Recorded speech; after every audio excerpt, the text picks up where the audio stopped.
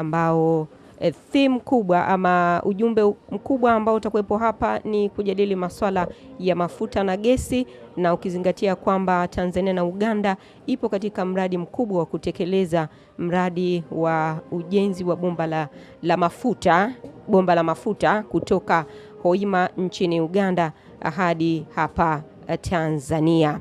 Na hiyo shughuli itafunguliwa na Rais Yoweri Museveni. Kama unavyoona hapo ujumbe ukiingia wa rais huyo, Rais Samia Suluhu Hassan anajongea hapa katika eneo hili ambalo limeandaliwa maalum kabisa kwa ajili ya ufunguzi wa kongamano hilo la wafanyabiashara katika sekta ya mafuta na gesi. Na hali ya hewa Dar es Salaam ni tulivu kabisa. Kimvua kimenyesha majira ya kuanzia asubuhi saa 1 na muda huu anga limetulia kabisa. Hapa Rais Samia Suluhu Hassan anasubiriwa kuingia hapa kwa ajili ya kuanza taratibu nzima za kongamano hilo. Na Rais Yoweri Museveni wa Uganda si mara kwanza alishawahi kufungua kongamano hili la wafanyabiashara kati ya Tanzania na Uganda, na ilikuwa ni fursa nzuri kwa Watanzania pamoja na Uganda kubadilishana uzoefu na kujifunza masuala mbalimbali ya kibiashara. Naam, tusikilize kinachoendelea pale mbele na kama unavyoona wageni tayari walikwa kwa maana ya Tanzania pamoja na Uganda, wale ambao wanajihusisha na masuala ya mafuta na gesi. Naam, rais akijiandaa pale kushuka kuingia katika eneo hili maalum ambalo limeandaliwa kwa ajili ya kongamano hili, moja ya shughuli ambazo Rais Yoweri Museveni wa Uganda naye atazishiriki, akishirikiana hapa na mwenyeji wake Rais Samia Suluhu Hassan. Jana pia walikuwa na tete na baadaye kukaa na kuzungumza na waandishi wa habari yale waliokubaliana kuhusiana na utekelezaji wa mradi wa bomba la mafuta kutoka Hoima nchini Uganda hadi hapa Tanzania, ambalo litapita katika mikoa 8. Na tumeona faida mbalimbali za mradi huo wa bomba la mafuta kwa Watanzania, kwa sababu asilimia kubwa pia tunayo kutokana na eneo kubwa ambapo bomba hilo la mafuta litapita, na taratibu mbalimbali pale zinaendelea kufuatwa. Naam, bila shaka sasa Rais Samia Suluhu Hassan atashuka katika gari yake pale, naam, tayari kabisa kuingia katika eneo la tukio kwa ajili ya kukamilisha kile ambacho kimewaleta kwa ratiba hii ya leo. Na pia mwenyeji Rais Samia Suluhu Hassan atashirikiana na Rais Yoweri Museveni katika ufunguzi wa kongamano hili muhimu kabisa katika sekta hii, na tukiwa Uganda na Tanzania wakiendelea kujipambanua kwa ushirikiano wa kidugu na kushirikiana katika sekta mbalimbali, ikiwemo huo mradi mkubwa wa Afrika Mashariki wa mafuta. Kama unavyoona katika luninga yako, tayari wageni mbalimbali wamekwisha wasili na kuchukua nafasi zao tayari kabisa kusubiri yale ambayo yatazungumzwa katika mkutano huu wa mwaka wa wafanyabiashara wa mafuta na gesi. Na mkutano huu ama kongamano hili limeandaliwa na taasisi ya sekta binafsi TPSF, ambalo lina dhima kubwa ya kuendeleza masuala mbalimbali ya kibiashara na viwanda. Na Rais Samia Suluhu Hassan anamsubiri mgeni wake Rais Yoweri Museveni aweze kushuka katika gari, na taratibu linajongea hapo kwa ajili ya punde tu tutashuhudia Rais Yoweri Museveni akiteremka katika gari hilo kwa ajili ya kuungana na mwenyeji wake Rais Samia Suluhu Hassan. Nilikuwa nikikwambia kuhusiana na taasisi ya sekta binafsi hapa nchini Tanzania. Naam, kama unavyoona tayari mambo yamekamilika, tayari wameingia wale wageni ambao walikuwa wakisubiriwa.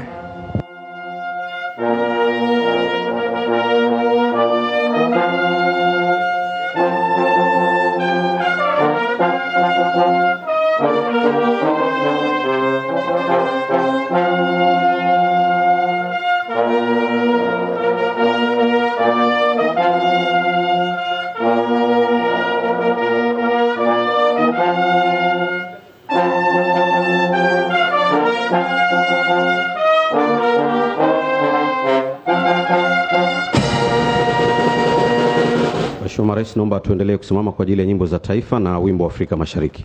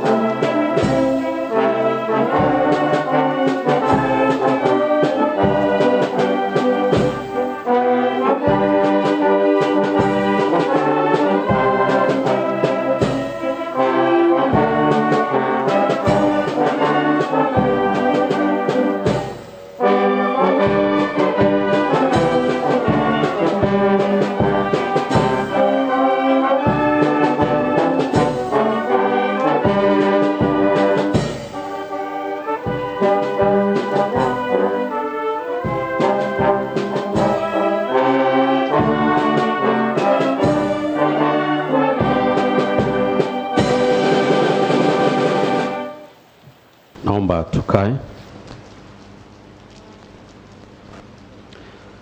Mheshimiwa Samia Suluhu Hassan, Rais wa Jamhuri ya Muungano wa Tanzania. Mheshimiwa Yoweri Kaguta Museveni, Rais wa Jamhuri ya Uganda. Mheshimiwa Kassim Majaliwa, Waziri Mkuu wa Jamhuri ya Muungano wa Tanzania. Waheshimiwa mawaziri kutoka pande zote mbili wa Jamhuri ya Muungano wa Tanzania na Jamhuri ya Uganda. Waheshimiwa makatibu wakuu kutoka pande zote mbili. Waheshimiwa wafanyabiashara, wageni waalikwa. Mheshimiwa Rais, tupo hapa ikiwa ni siku ya pili ya ziara ya Rais wa Uganda Mheshimiwa Yoweri Kaguta Museveni kufuatia mwaliko wako. Kongamano hili ambalo leo hii mnalifunga Mheshimiwa Rais ni sehemu ya wafanyabiashara ambapo wamelianza kujadili masuala ya mafuta na gesi katika ziara hii ya Mheshimiwa Rais Yoweri Kaguta Museveni. Kwa ridhaa yako Mheshimiwa Rais, naomba nimkaribishe Mheshimiwa Januari Makamba, Waziri wa Nishati wa Tanzania, ili aweze kutoa neno la utangulizi. Mheshimiwa Waziri, tafadhali.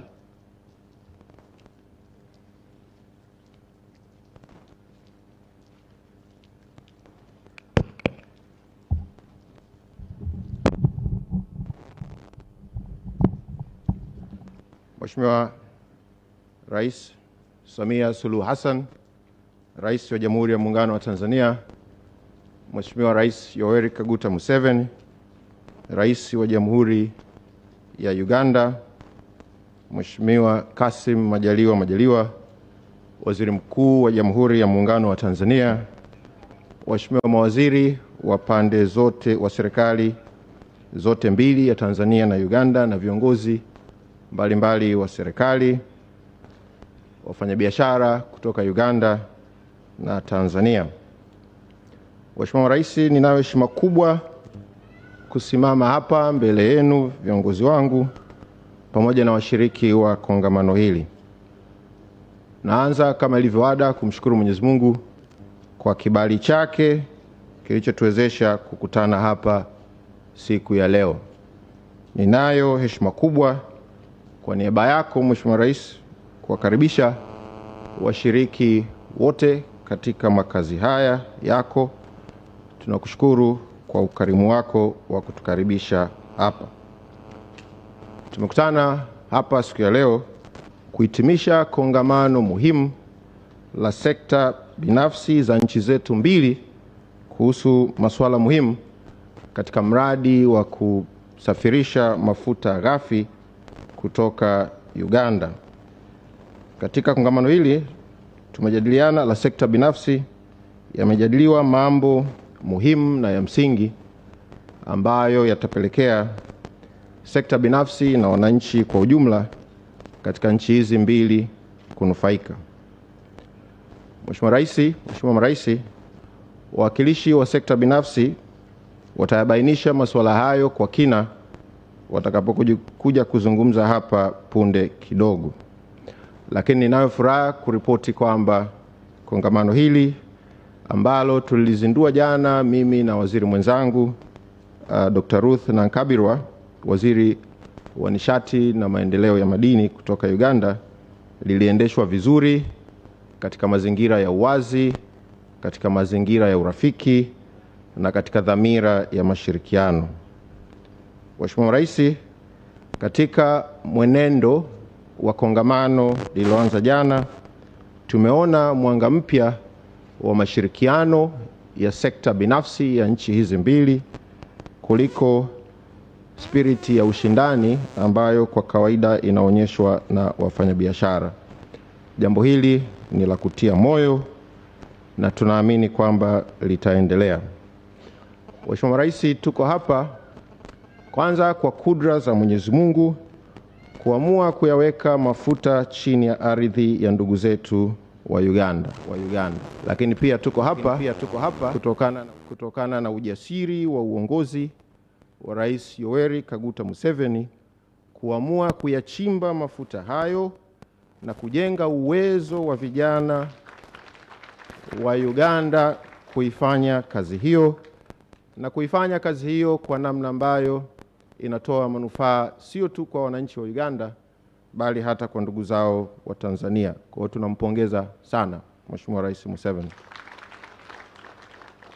Lakini pia tuko hapa kutokana na ujasiri wa uongozi wa marehemu Rais John Pombe Magufuli, ambaye kwa kushirikiana na Rais Museveni waliamua kwamba safari ya kuyapeleka mafuta hayo kwenye masoko ya dunia yapitie katika ardhi yetu na katika bandari yetu. Tunampongeza Rais Museveni na tunampongeza na kumwombea kwa Mwenyezi Mungu rais wetu marehemu Dr. John Pombe Magufuli kwa kazi aliyoifanya ambayo imewezesha tuwe hapa siku ya leo. Vile vile tupo hapa Mheshimiwa Marais kutokana pia na ujasiri wa uongozi wako Mheshimiwa Rais wetu Samia Suluhu Hassan kuhakikisha kwamba kazi hii inaendelea, mikataba inasainiwa na wananchi wananufaika na fursa zinazotokana na mradi huu.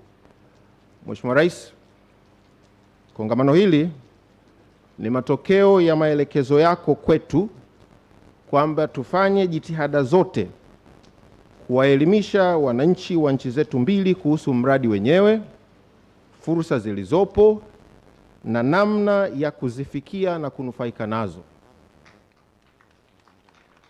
Pia Mheshimiwa Rais, ulituelekeza kwamba tuvitambue vikwazo vilivyopo katika kufikia na kunufaika na fursa hizi. Kazi hii tumeifanya na kongamano hili ni matokeo ya maelekezo hayo kwetu. Mheshimiwa Rais, Waheshimiwa Marais, sio adabu kuongea kwa kirefu mbele ya viongozi wako. Kwa hiyo naomba nifupishe, lakini naomba mniruhusu nizungumze jambo moja muhimu la ushirikiano wa sekta ya nishati kati ya nchi zetu mbili. Mheshimiwa Marais, baada ya shughuli ya leo, mimi na mwenzangu Waziri wa Nishati na Maendeleo ya Madini wa Uganda Dr. Ruth Nankabirwa tutafanya kikao pamoja na wataalamu wetu kuendelea kusisitiza kuangalia namna ambavyo tunaweza kushirikiana kwa karibu zaidi katika nchi zetu mbili kuhakikisha kwamba mradi huu unafanikiwa. Lakini pia tutazungumza kuhusu mradi mwingine mpya ambao Mheshimiwa Rais ulituelekeza tuangalie, na wenyewe ni wa kujenga bomba jingine la kutoa gesi Tanzania kupeleka Uganda. Leo tutaanza mazungumzo ya awali kuhusu swala hilo, na kutokana na uongozi wenu na dhamira yenu ya kuimarisha mahusiano kati ya nchi zetu mbili, lakini na kuhakikisha kwamba rasilimali asili zilizopo katika nchi zetu pia zinanufaisha majirani zetu na zinawezesha uchumi wa ukanda huu kukua kwa pamoja. Kazi hiyo tutaifanya katika mkutano ambao tutakutana baadaye.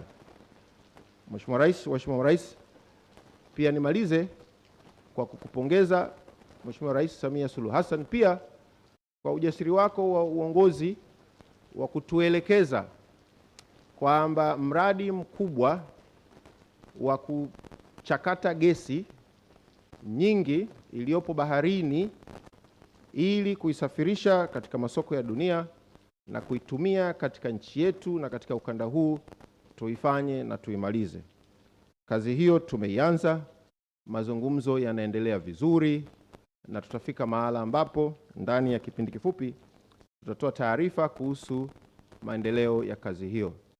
Imani yetu ni kwamba mara baada ya kukamilika kwa mradi huu, ukichanganya na mradi huu wa bomba la mafuta, basi ramani ya Afrika Mashariki kwenye sekta ya nishati duniani itabadilika. Jana tulizungumza Mheshimiwa Rais kwamba ukitazama ramani, nchi zetu zimegawanywa kwa mipaka iliyochorwa, lakini ramani ya siku zijazo haitakuwa ya mipaka baina ya nchi, bali itakuwa ya mistari inayoziunganisha nchi, na mistari hiyo ni ya barabara, ya laini za umeme na kweli ya mabomba ya nishati. Kwa hiyo Mheshimiwa Rais, Mheshimiwa Rais, nchi zetu mbili zinachora ramani mpya duniani ya kuziunganisha na kuwawezesha wananchi wetu na nchi zetu kuendelea kwa haraka zaidi na kupata manufaa makubwa zaidi. Kwa hiyo kwa heshima na taadhima, naomba niishie hapa. Nawashukuru sana kwa kunisikiliza. Asanteni sana.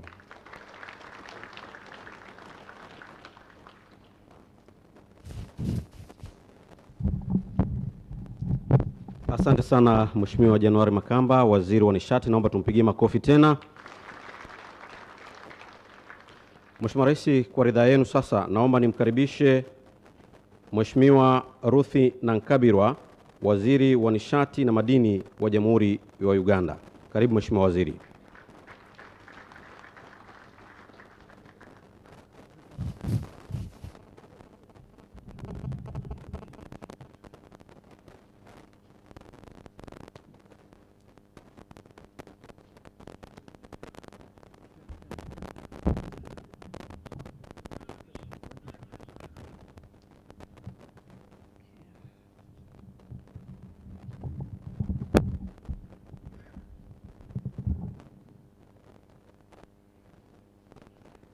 Your Excellency Samia Suluhu Hassan, the President of the United Republic of Tanzania, Your Excellency General Yoweri Museveni, the President of the Republic of Uganda, Excellencies, my colleagues, ministers, distinguished members from the government of the Republic of Tanzania, the chief executives of oil companies, heads of government agencies, members of the private sector, ladies and gentlemen, good morning to you all. I will not endeavor to speak in Swahili for obvious reasons, coming from Uganda. Your Excellency, I would like to thank you so much for hosting us. And I want to thank you for the hospitality that we have enjoyed since we arrived in this beautiful country. Thank you so much.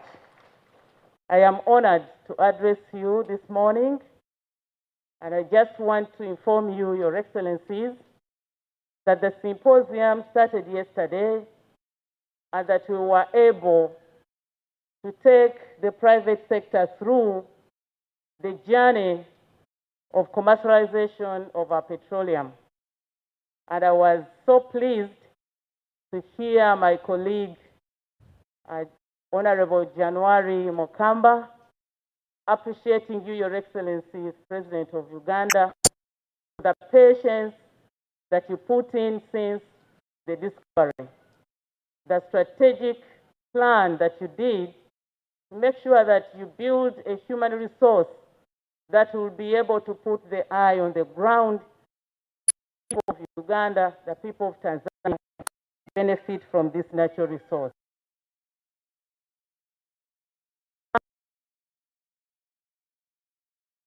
We had a panel under the Petroleum Authority of Uganda, which is in charge of making sure that local content is followed.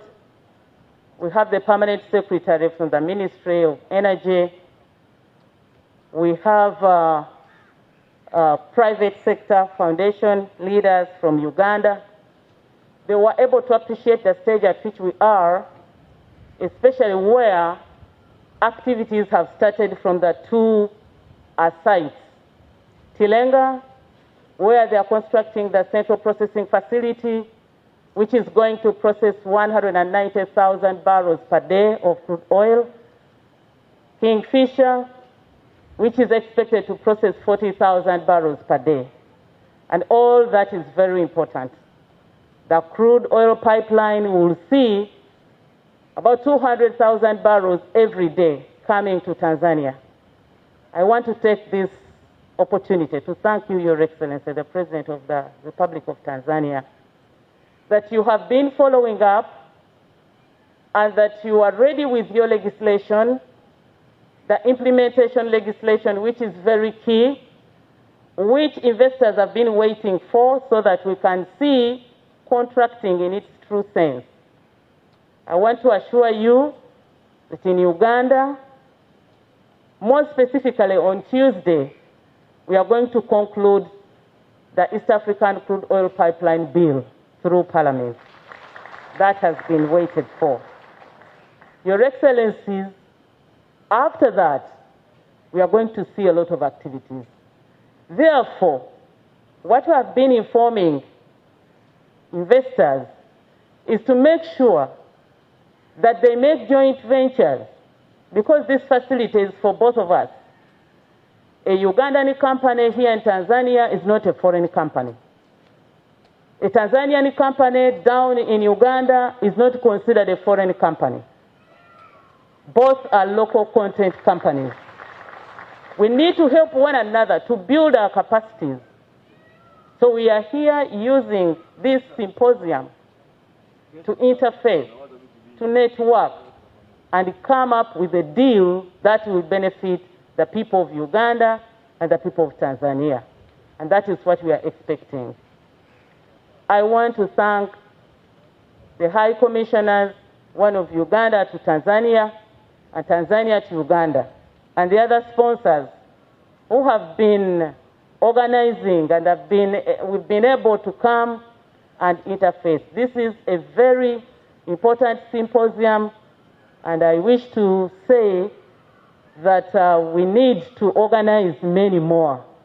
Otherwise, there are so many people who are expected to reap where they did not even sow. So our presidents have put in a lot of effort. We should not let them down by not being prepared. What the gathering is waiting for, Your Excellencies, are the words of wisdom from both of you. The commitment, the assurances that the peace and security and stability of Tanzania and Uganda will continue. This is what the private sector would like to hear, so that they can invest in knowingly that they will not be interrupted. I would therefore not like to waste a lot of time, but to stop here and thank you so much for the opportunity and pledge my commitment working with my brother and brothers and sisters from Tanzania to make sure that we don't let you down, to make sure that we don't injure the long relationship that the two countries have built for a long time, for God and my country. Thank you very much.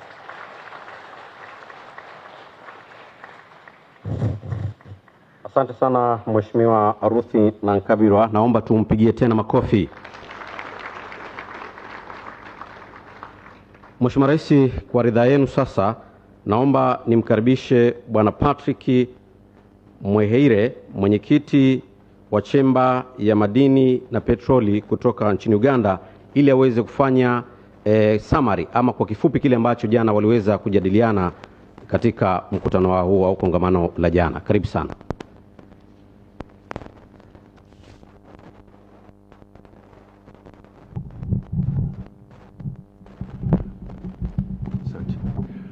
Your Excellency Sumia Suluhu Hassan, the President of the United Republic of Tanzania, Your Excellency Yoweri Museveni, President of the Republic of Uganda, Ministers, Permanent Secretaries, Ambassadors, distinguished guests, ladies and gentlemen.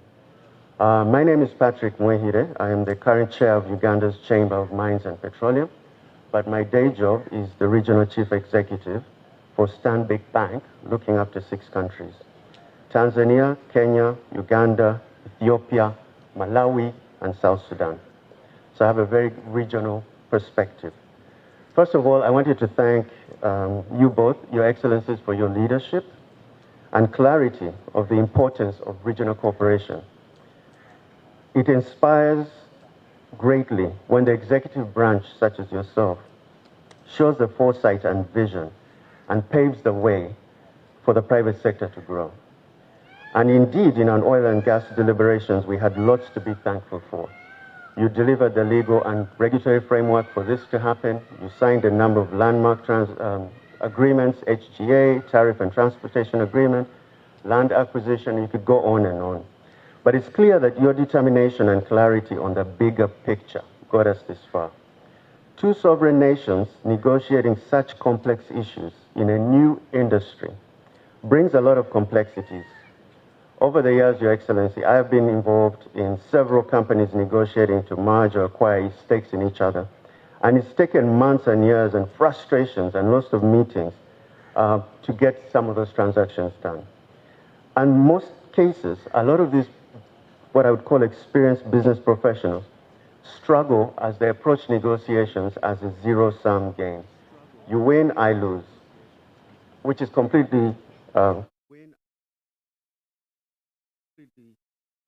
unuseful. I think you took a massive, very brave approach. How we ended up here. You saw what $30 billion of investment would do for the region. Now that you've given me a few minutes, allow me to update you on our deliberations over the last day or so. There were key challenges that came up. There are three main ones.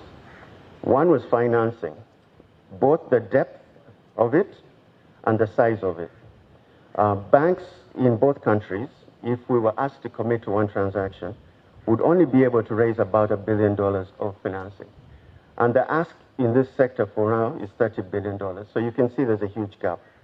So we challenged ourselves, if we're limited to our balance sheet capacities, what can we do with the little that we have? Can we be a little bit more innovative and smarter in how we use the money that we have? And I'll share a little bit more of that later. The second challenge that we faced was clearly the local enterprises' skill gap, information asymmetry, and lack of market access. So financing was one. The other was the local enterprises. Not only were they not ready, in many cases, they do not have the information to be successful. It's clear that our enterprises lack the survivability, and this complex oil and gas industry will not lower its standards. They're already facing a lot of pressure under ESG, and compliance is only going to get harder. So how do we bring the standards of our local enterprises up? We shared a number of examples, like for example in Uganda, where we launched a Stanbic incubator that has trained 2,000 SMEs over the last 3 years. And we have real testimonies, Your Excellencies, that if you point out the gaps and help and put out a lending hand to help, these SMEs listen. And a 3-month intervention on a key skilling can make a difference in whether an SME survives an extra 3 to 5 years. From the harrowing statistic that I'm not proud to share, but in Uganda, a very entrepreneurial country, only about 70% of SMEs make it past their 3rd anniversaries. They do eventually go and do other things, so they continue to be entrepreneurial, but that's not the point. How do we allow these enterprises to last for a decade and more? So that was the other issue that we discussed. The third and last one was, how do we harmonize on regional requirements, whether it's contracts, local ownership, security or collateral, information asymmetry?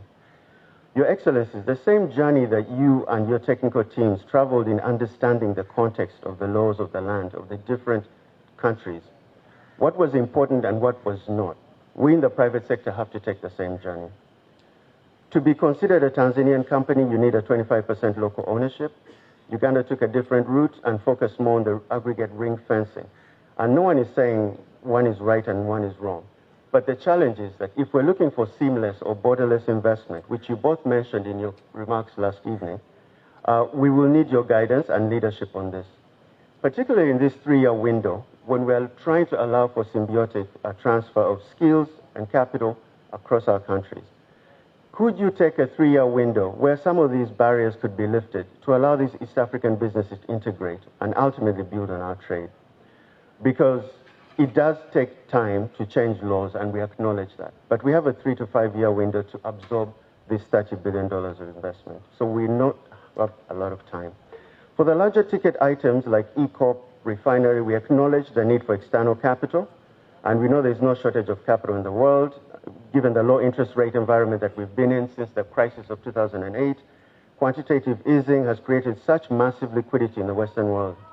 And with interest rates at close to zero, pensioners who are living way into their 90s are worried about their livelihoods. So how can we boost those monthly pension checks in the West while we get them to fund our growth? We do have incredibly attractive investment opportunities. The Ugandan refinery was showing 17% after-tax USD return. There is a small, I wouldn't call it small, there's a fund in California, it's called the California Teachers Pension Fund. They are sitting on $444 billion worth of assets. If we're able to convince them even just to move 1% of that, or $4 billion to East Africa, it will be a game changer. And that's 4 times X of what the banks are able to do.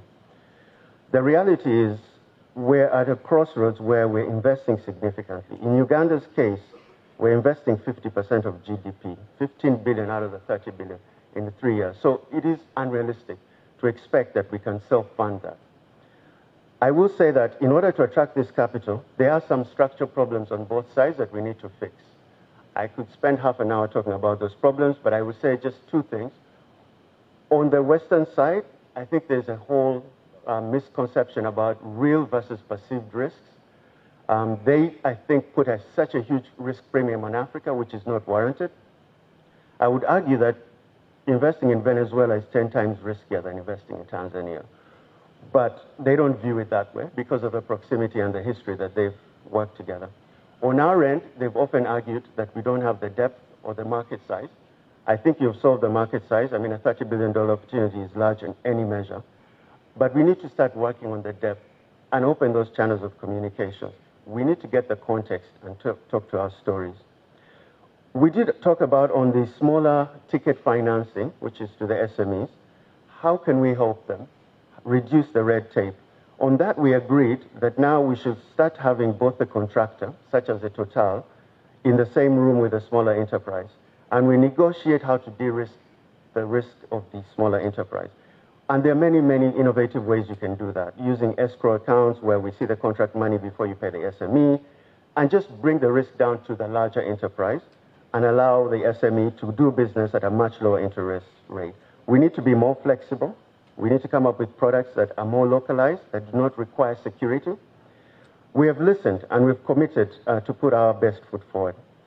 As a regional bank, I have asked my team, because in some ways we're aligned in my goal. My goal is to build a regional bank and not to have 6 independent banks. So I've been tasking my teams on how we can move collateral across borders. Could we take Tanzanian collateral for a Ugandan transaction and the vice versa? Then lastly, on the issues of skills gap and uplifting of SMEs, we're committed to bringing some of the best practices that we've seen that have worked, create portals of information to kill the information asymmetry, create linkages for market access so they can sell their products by bringing in some of these large corporates and introducing them to them. Only when we support the lifelines of these SMEs, which create 70% of jobs in our region, can we see a real trickle-down effect on impact and change. You ring-fence services, but now we need to capacity build so that we match those services to ensure that we extract a minimum of 30% of the spend, which is about 30 billion, over the next 3 to 5 years. Private sector coordinating with the public sector to ensure this works is key. In conclusion, Your Excellencies, we are at a critical juncture. The executive branch and the public sector, through your leadership, has displayed great courage. You're leading the baton, you're handing over the baton to the local private sector to harness these opportunities, and we welcome that challenge. Our request is that we view these next 2, 3, 5 years as a transition period that will require a lot of agility. Please keep your communication lines open for us. The multiplier effect of a dollar investment into a local company versus going into a foreign company cannot be overstated. Let's keep this as our true north theme and work tirelessly to make our local institutions scale and build sustainability. Thank you so much for all you've done so far, and we're committed to do the rest. Thank you for listening.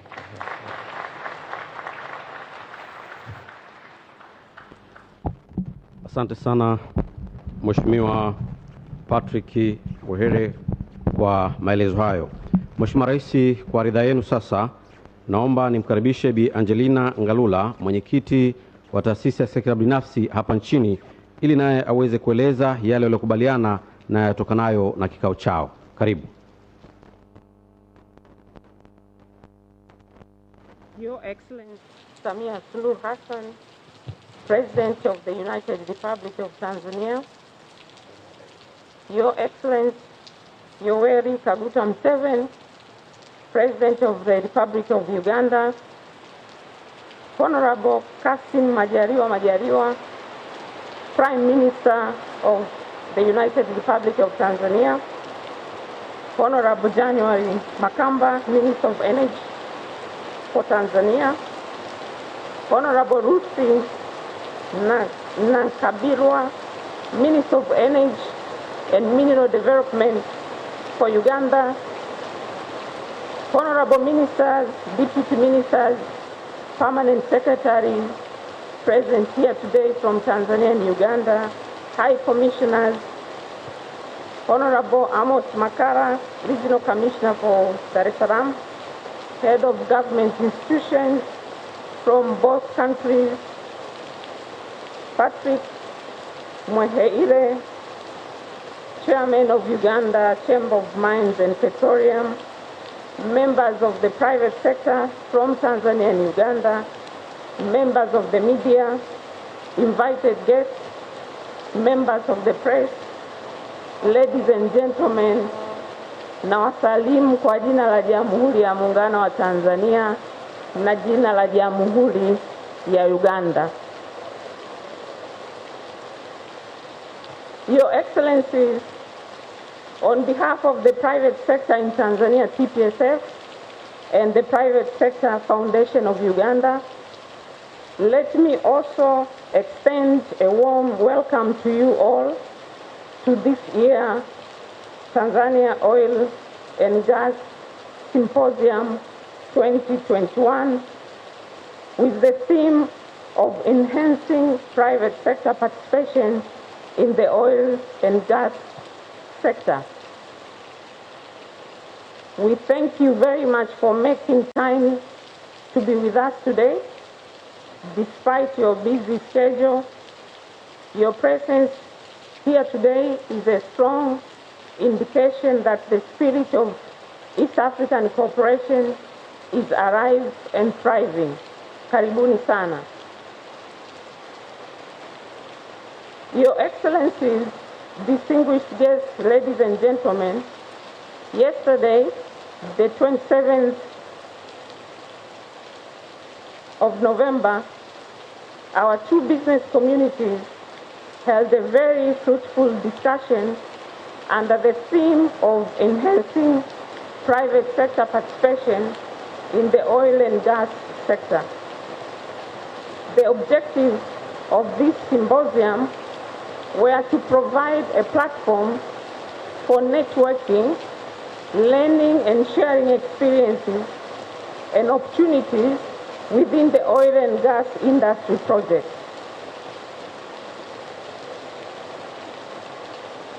It was also an opportunity to identify key strategies that can enable partnership and joint venture between Ugandan and Tanzanian private sector actors.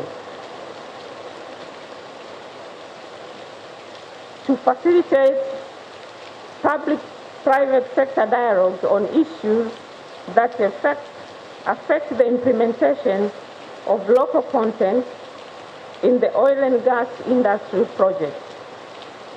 I wish to thank you, all participants, for their effective participation and constructive contribution in the symposium.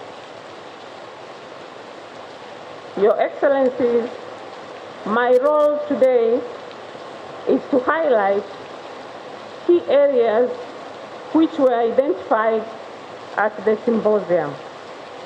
Please allow me to mention 8 key areas of focus as the outcome of yesterday's symposium. Your Excellencies, the first focus area is private sector collaboration. The private sector collaboration is key to reap the benefits of this project. The emphasis from yesterday's meeting was to ask large local companies that will be awarded different tenders from the project to collaborate and work with SMEs, small and medium enterprises, across the different sectors and create opportunities along the value chains. For example, a company that will be awarded a tender to supply food to the project should create an agri-value chain for agri-processor and small farmers along the corridor. Your Excellencies, the second key focus is for the private sector in Tanzania and the private sector in Uganda to collaborate and work with members in ensuring adequate training on standard and HSE, health, safety, and environment management. Companies participating in this project and other future projects to put emphasis and investment in ensuring they acquire necessary international certifications required for this project. And as an apex bodies, we will ensure that we facilitate such training for the benefit of the private sector to be internationally competitive. Your Excellencies, the third key focus area is public and private collaboration on the core services in this project. The private sector should collaborate with key government institutions such as Tanzania Port Authority, Tanzania Railway Corporation, Uganda Railway Corporation, Marine Services, and others on areas that private sector can participate and work together with public institutions in providing specialized equipment for lifting, additional rolling stocks, and specialized wagon for carrying 18 meters pipes for the project. Your Excellencies, the fourth key focus area is on the awareness of the project opportunities. There are many opportunities on all aspects of the project in various sectors. Awareness about these opportunities at grassroots level is key in particular project area. TPSF and PSFU, in collaboration with other stakeholders, will work with relevant clusters to develop and lead awareness campaign along project areas. Your Excellencies, the fifth key focus area is the awareness of joint venture opportunities between Tanzania and Uganda with large, medium, and small enterprises. Capital skills and technology transfer are key. This may not be available in some entities, but may be available through joint ventures. Your Excellencies, the sixth key focus area is compliance capacity on project standards and requirements. Competence and quality are key to accessing the project opportunities, in particular for SMEs, as most of the SMEs lack the capacity to project standard and requirement. PSO, capacity building initiative, and those of other training institutions must be geared to building the capacity of registered vendor, suppliers to meet project standards and compliance requirements. Your Excellencies, the seventh key focus area is skills. There is skills mismatch, mainly among our youth, risking our youth losing most of their employment opportunity to foreigners. Our universities and education institutions should work with private sector to understand skills that are required for this project and other projects, and to be able to empower graduates with employability skills. Your Excellencies, the 8th focus area is access to affordable finance for SMEs, which my colleague had already spoken about it. This is key to facilitate participation in a viable project opportunity. We encourage banks to develop affordable SMEs products along the ring-fenced goods and services identified in the host government agreements. Your Excellencies, we recognize that some of challenges are beyond private sector ability to address them.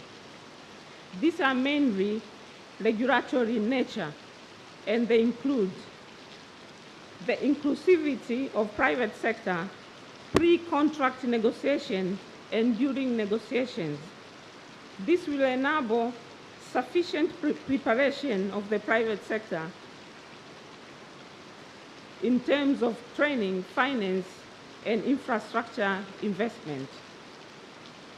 Another area that the private sector would ask for government intervention is on mutual recognition agreements, MRA. It has been agreed but not yet been ratified by member countries. And this has been a hurdle for movement of professional services between our two countries. We kindly request our government to make headway and ratify these agreements. Another area that private sector would request for government intervention is on harmonization of fiscal and regulatory regime. The project is one across two countries, but tax regimes are different. We argue alignment on the tax regime, in particular of goods and services, and movement of people to avoid double taxation. Another area that the private sector would request for government intervention is on alignment of the local content. For example, in Uganda, local content is defined as a domestic value addition, while in Tanzania, it is defined in terms of local ownership. The private sector advised the government to harmonize the definition of local content on the two countries. Your Excellencies, distinguished guests, ladies and gentlemen, this is the time for action. We have had several ECOP meetings, private to private, public to public, public to private. It is now time to move for action. Your Excellencies, distinguished guests, ladies and gentlemen, let me again thank Your Excellencies for making time to attend and your commitment to the success of this project for the benefit of our people in the region. A special thanks to the private sector of Uganda for giving us the opportunity to host this event in Tanzania, and I thank all sponsors without whom this event would not be possible. Your Excellencies, as we are descending towards the end of the year, I wish to take this opportunity on behalf of the Tanzania private sector and Uganda private sector to wish you a Merry Christmas and Happy New Year. Asanteni sana, kazi iendelee.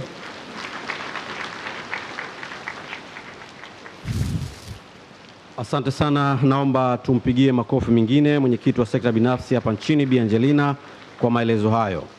Mheshimiwa Rais, sasa kwa heshima na taadhima, naomba nimwombe Mheshimiwa Yoweri Kaguta Museveni, Rais wa Jamhuri ya Uganda, ili naye aweze kutoa hotuba yake katika hafla hii ya ufungaji wa kongamano la wafanyabiashara wa Tanzania na Uganda. Mheshimiwa Rais, nakuomba tafadhali uelekee katika eneo la kuzungumza. Asante.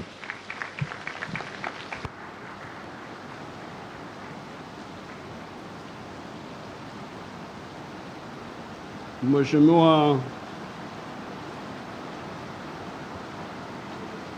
Samia Suluhu Hassan, Rais wa Jamhuri ya Muungano wa Tanzania, mawaziri, wafanyabiashara na watu wengine walipwa. When I was told that I was going to speak to business people, I prepared a speech for business.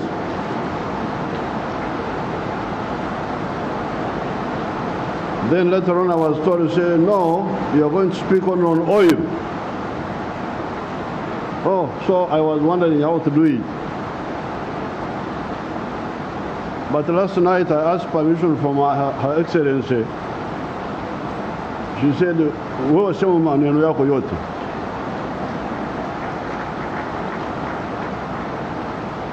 Kwa hiyo namshukuru. But now, my decision to prepare a comprehensive talk has been strengthened by the confusion of my son, the one who was here, Mweheire, the one who was speaking, the one of the Stambik. Oh, he's very worried about this, about that.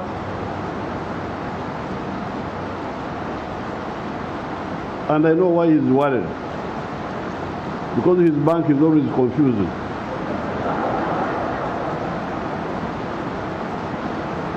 Because, anyway, let me go on with my speech.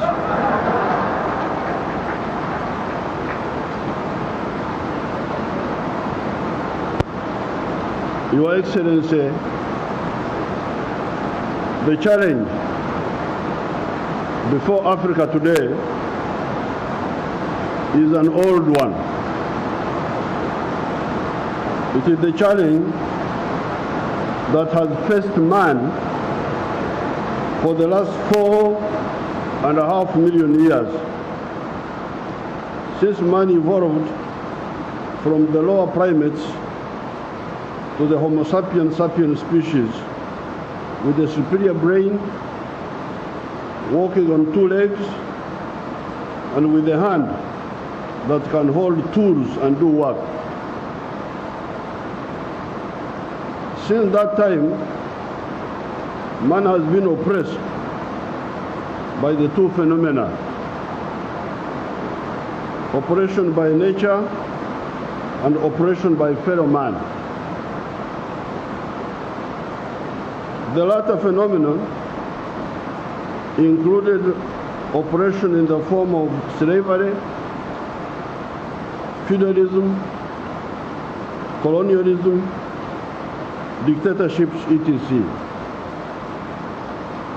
The former included suffering from diseases, drought, hunger, floods, pests, etc.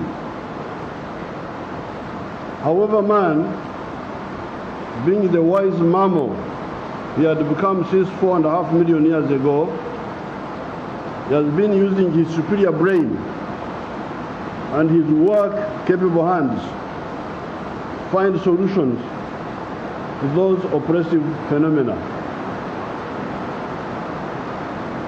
Starting with oppression by nature, man has been using 3 tools to ameliorate the situations. These have been science and technology, philosophy, and strategy. Science and technology meant understanding the laws of nature, such as gravity, pressure, magnetism, electricity, etc., and using them to solve his problems. Philosophy involves the understanding of man and his behavior, and on the side of economics, understanding what stimuli can make him work most devotedly or otherwise. The strategy involves arrangements that can assist or inhibit man in his efforts to create wealth and overcome poverty. Man everywhere has been making progress on the front of combating oppression by nature, but at different paces. Some zones of the world moving faster than others on account of some identifiable reasons.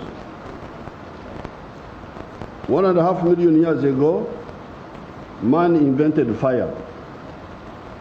Fire enabled man to solve so many problems: to cook, to roast, to fry, to light, to warm oneself, etc.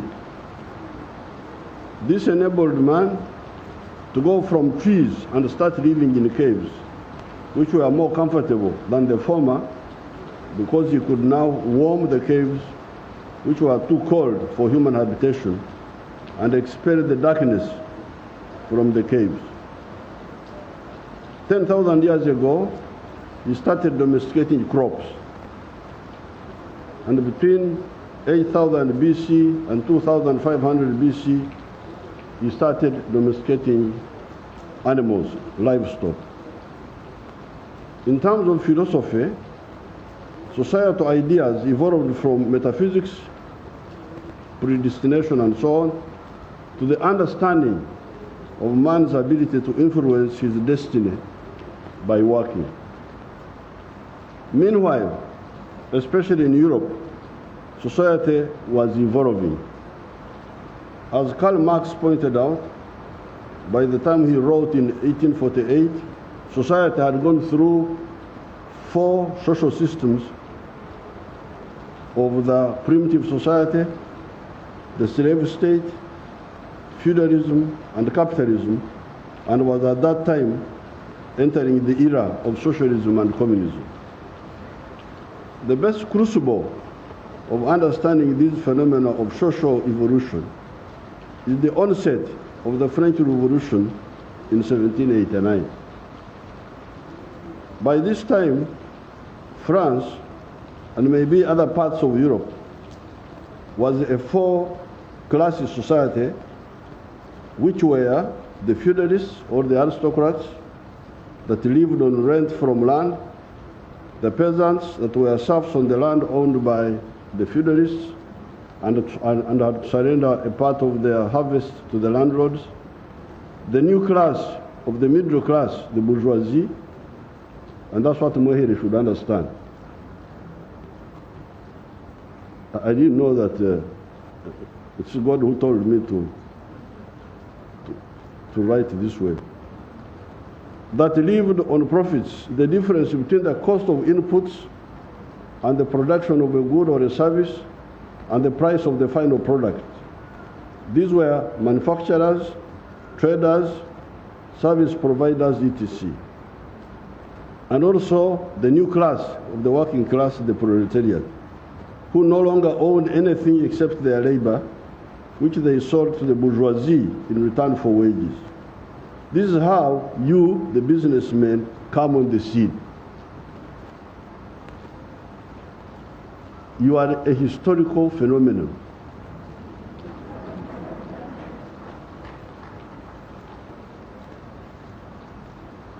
because this is what developed Europe. Europe was changed by the middle class.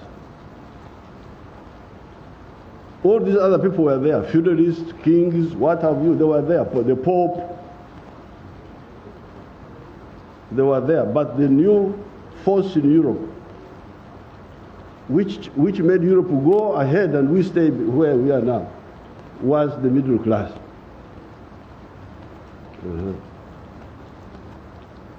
And that's why I was very happy. Oh, you want me to talk to the middle class? I was very happy. But then they said, no, you only talk about oil. I said, no, I can't talk about oil, because oil is just a small thing. The middle class is much bigger, as you will see in my argument. This new class, the bourgeoisie, caused a lot of changes in the world, good and evil. On the side of evil, you have imperialism. That was by the middle class. Imperialism. The slave trade, nani walikuwa wanauza watumwa? Ni wale wale.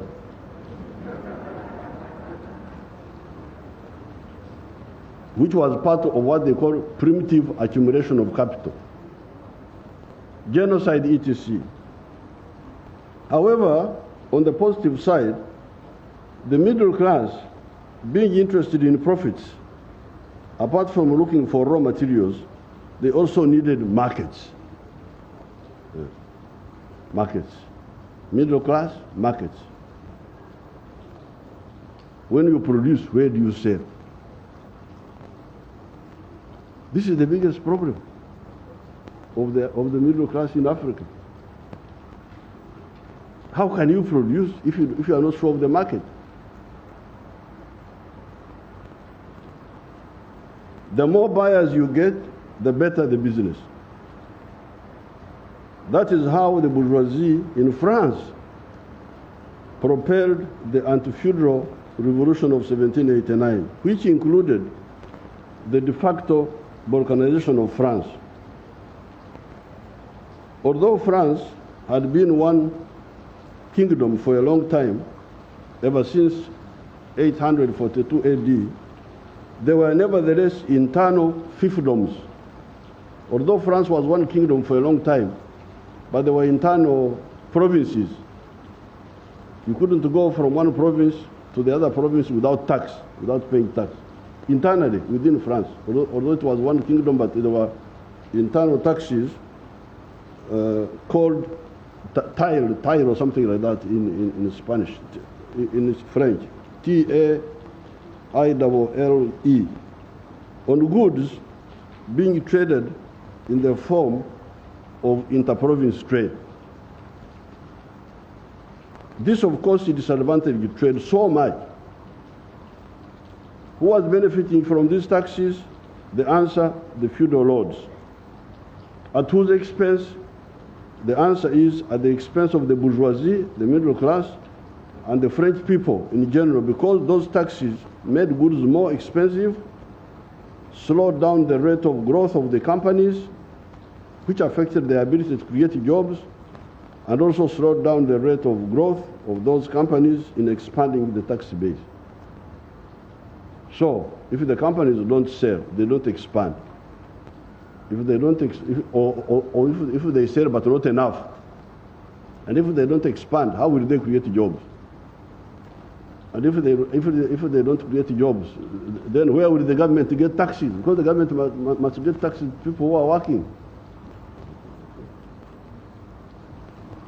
When it came to the fragmented Germanic populations of what became Germany later, and the Latin populations of what became Italy later, because by this time there was no united Germany. There was no united Italy.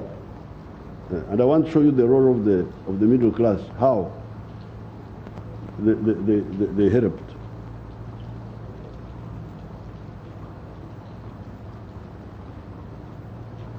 The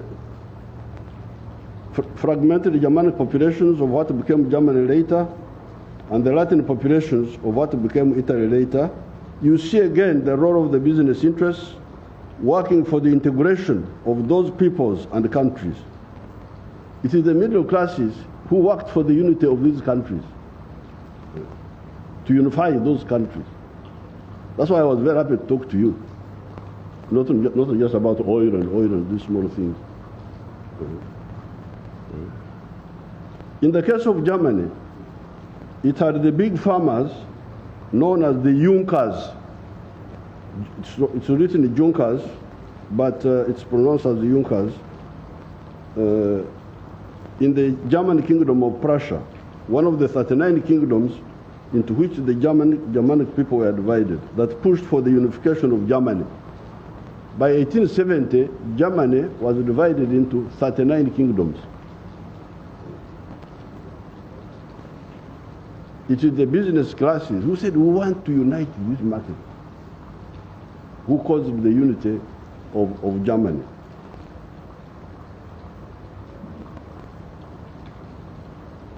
That effort was achieved in 1870, following the Franco-Prussian War of 1870.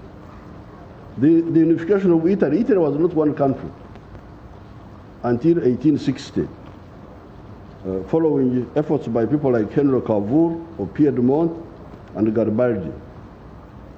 Earlier, in 1776, the British American colonies, again led by business interests, had liberated themselves from the rule of the British King George III.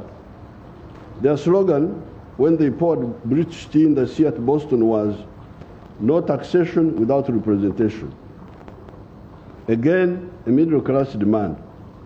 The leaders of this movement, George Washington and others, correctly decided to unite the 13 British colonies of New Hampshire, Massachusetts, Rhode Island, New Jersey, Connecticut, Delaware, Maryland, etc., into the nucleus of the United States. This one you say today, the one which people are worshiping now instead of worshiping God. They're worshiping the United States. That by 1945 had become the most powerful country in the world. This country, USA, was created long after our countries over here. Uganda, Buganda, Bunyoro, Rwanda, Mirambo, the chiefdoms of Karagwe, much older than the US. But now the US is much stronger. Why? Because it was started on new ideas of partly the middle class, the business class.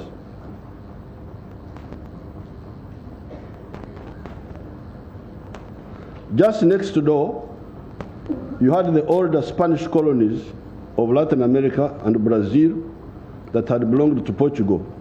Instead of uniting, their leaders preferred balkanization, remaining fragmented.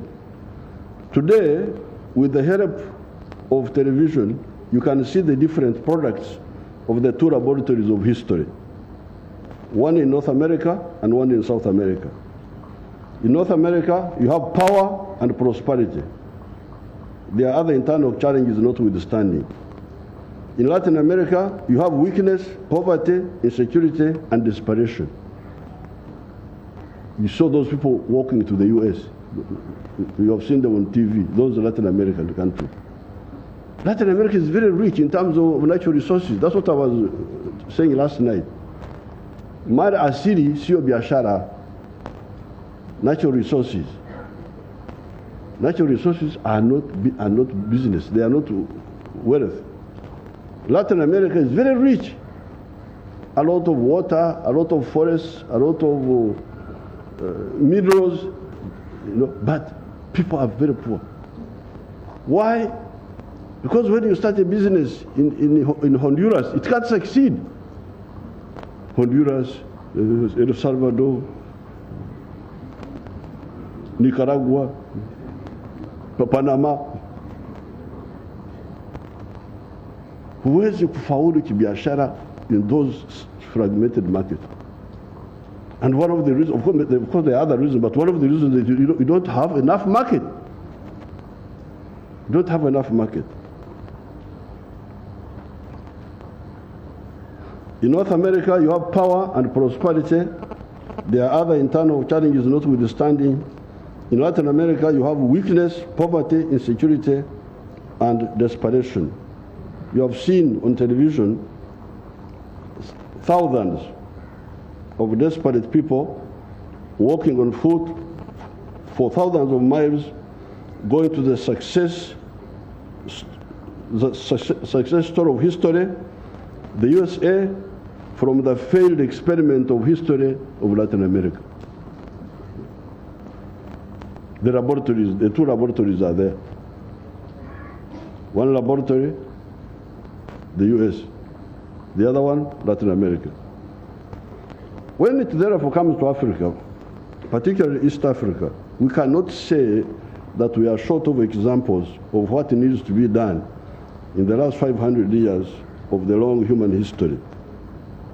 The question is, if you do not ensure the availability of some factors, including the availability of a large market, how will business grow? Secondly, the question is, if business does not grow, how will you create jobs? How will you ensure the production of goods and services that you need to import substitution and also for export promotion? How will you expand the tax base to get enough money for the government to provide adequate services to the people, including the building of the infrastructure itself? How will you solve this? If business doesn't grow, how will you solve all those problems? By 1986, when the NRM took power after an armed conflict of 20 years, 1966 to 86, the economy of Uganda had collapsed and had been totally informalized. Colonialism and the immediate post-colonial years had seen the emergence of a small enclave, that Ironeno, enclave economy. That's what we were using in the university in the 1960s. By that time, we had diagnosed this problem. And that's what Yoweri is talking about. He's talking about an enclave economy. Enclave economy of modernity, a small island of modernity, surrounded by a sea of backwardness. The writers of that time were describing that small economy as the economy of the 3 C's and 3 T's. The three C's were cotton, coffee, and copper. That was Uganda in the 1940s, 50s, and so on. 3 C's: coffee, cotton, copper. And 3 T's: tobacco, tea, and tourism. That's how they were describing our small island of mambo ya kisasa imezungukwa na hali ya duni. Villagers without income, without what? Wamezunguka katika island katika ziwa ka modernity. Electricity, simu, some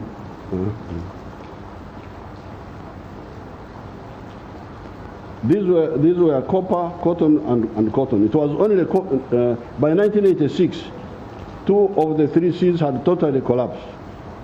These were copper and cotton. It was only coffee that was still limping on with the export of 2 million bags per annum of 60 kilograms each. Except for tobacco, the other 2 T's had either disappeared completely, e.g. tourism, or shrunk greatly, e.g. tea, which had gone from 23 million kilograms to only 3 million.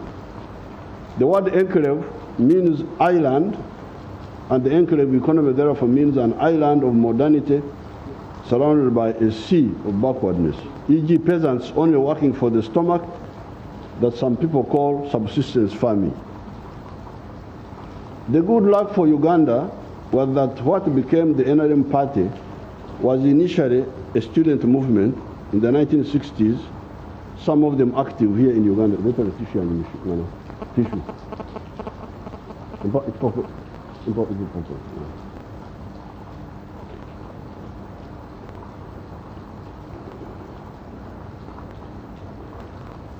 During that long period, tissue.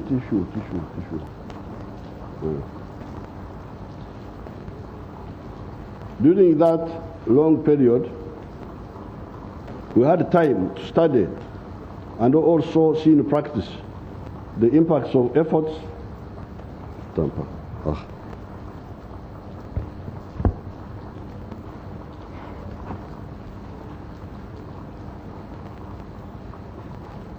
During that long time, we had time to study and also see in practice the impact of efforts for socio-economic transformation, positive and negative, by the different policy stimuli or dis-stimuli, if we can coin such a word. On account of that, especially our decision to encourage the private sector in Uganda, including bringing back the Indians who Idi Amin in his ignorance had expelled, being socialist notwithstanding, has enabled the economy of Uganda to grow at the rate of 6.5% per annum for the last 35 years. The economy could have grown much faster if it was not for the opportunists among us, the careerists, and the corrupt among us. This limited growth has transformed Uganda from a land into a land of surpluses, while in 1986 it was a land of shortages. We had shortages of sugar, salt, soap, textiles, paraffin, etc. The whole economy had been informalized into a magendo, speculation, black market, and shortages economy. It is now the opposite. Everything is in surplus: sugar, milk, maize, bananas, soap, other industrial products such as cement, steel bars, cooking oil, etc. The problem is the market. In order for these businesses to continue growing, we must access more of the internal market by the population acquiring more purchasing power, because part of the problem is that the people don't have money in their pockets, so they don't buy. That's one problem. The goods are there, but they don't buy enough. And also our manufacturers deepening the industrialization process. Although we say we have surplus milk today, our production having grown from 200 million liters in 1986 to now 2.8 billion liters, it is on account of Ugandans drinking only 60 liters of milk per person per annum. If they were drinking the recommended 210 liters per person per annum, Uganda, with its 43 million people, would need today 9 billion liters of milk per year. We are now crying, maziwa yamezidi, maziwa yamezidi. Maziwa yako wapi? 2.8 billion. But why? The Ugandans are not drinking enough. They are drinking only 60 liters per person per year, while WHO is recommending 210 liters per person to make sure that you have teeth in your mouth.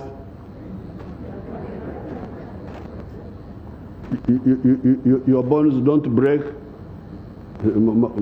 Mifupa imepasuka kwa sababu huna calcium ya kutosha. So although we are now fighting with Tanzania, buy our milk, we have excess milk. Tanzania buy, Kenya buy, Rwanda, but actually the internal market is still there, but it is dormant. Why? Because they don't have money in their pocket. Why?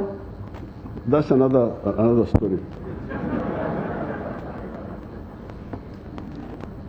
Hence,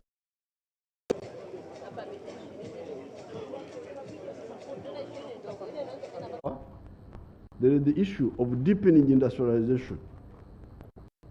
Ugandans have been crying with the issue of sugar. Tumekuwa tunagombana na jirani zetu juu ya majirani wamekataa kuchukua marehemu bought some 20,000 from us, 20,000 from us, and the Kenyans have been buying, but there is still a surplus. But you will see that it is also an artificial surplus. Ugandans have been crying with the issue of surplus sugar and surplus sugar cane in some parts of Uganda. Why? It is because Ugandans presently consume 380,000 tons of sugar per annum, while our production is currently 550,000 per annum. This is, however, sugar for chai only. Hii ndio wanazungumzia. Wanasema wameendelea sana, wako na sukari ya chai. How about industrial sugar for use by Coca-Cola, for pharmaceutical industries, like children's syrups? You know, the children, when you give them medicine, you don't give them the one which is bitter. You give them syrups. That is from sugar. Lakini hawa Waganda hawajatengeneza hiyo sukari. Sukari wanazungumzia ni ile ya chai peke yake.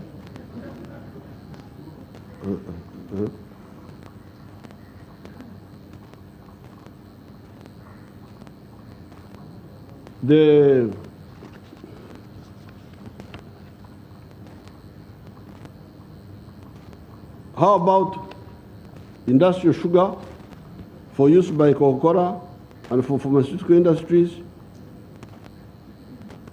That was none of the business of either either the planners in the Ministry of Finance. Our planners also, sijui hapa Tanzania, lakini kule kwetu, these planners in the ministries,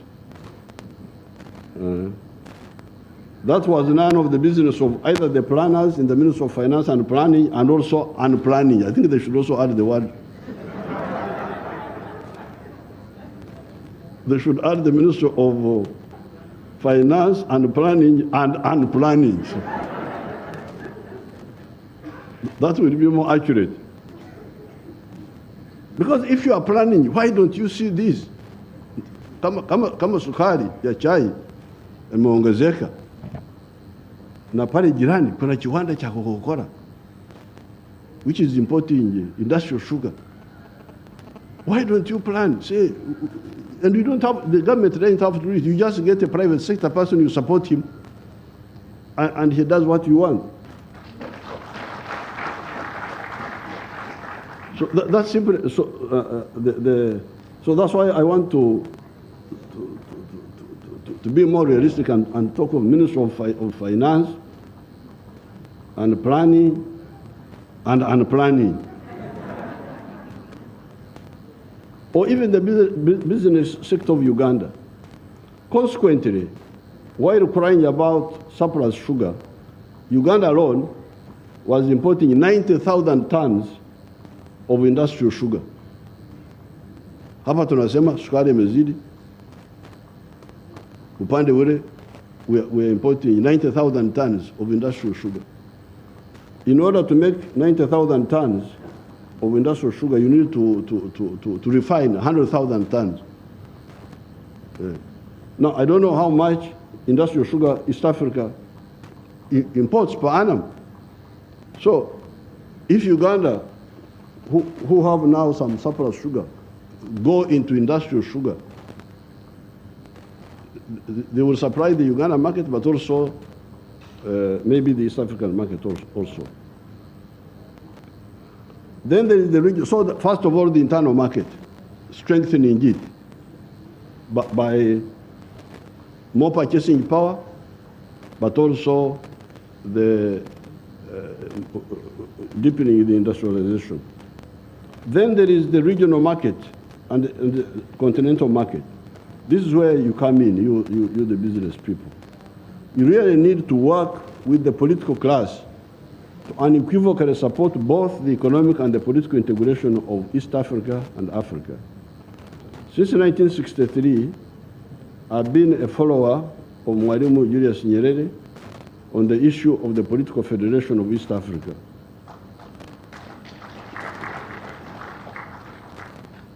My staff later on will give some newspaper which I had sent one to Marehemu.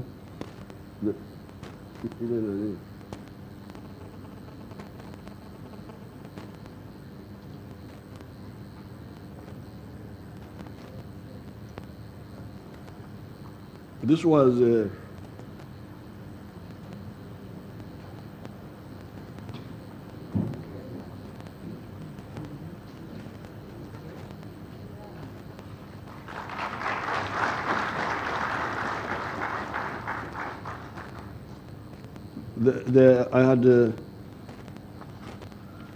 they will give you a copy. That paper was 1963.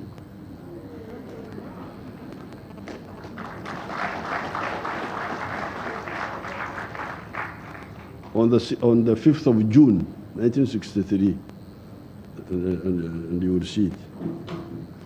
A federated East Africa would create a united market for the businesses of 200 million people, who will be 401 million by 2050, according to the UN. The political federation would also make it easier to handle issues of insecurity, such as the insecurity in Eastern Congo, Somalia, Mozambique, which affects even the countries that are stable, because we have not and we cannot build walls between these sister countries. Moreover, East Africa is quite homogeneous around the language of Swahili, on top of the shared heritage of the Bantu, Nilotics, Nilo-Hamitic, and Cushitic peoples of this area. Last night, Her Excellency talked of Ntungamo of Biharamulo, I think, that area. But the district where I was born in Uganda is called Ntungamo, in Uganda. And it is from the verb kutungama, when you go up. I think Swahili would say kupanda. Lugha za kule kwetu, kupanda is kutungama.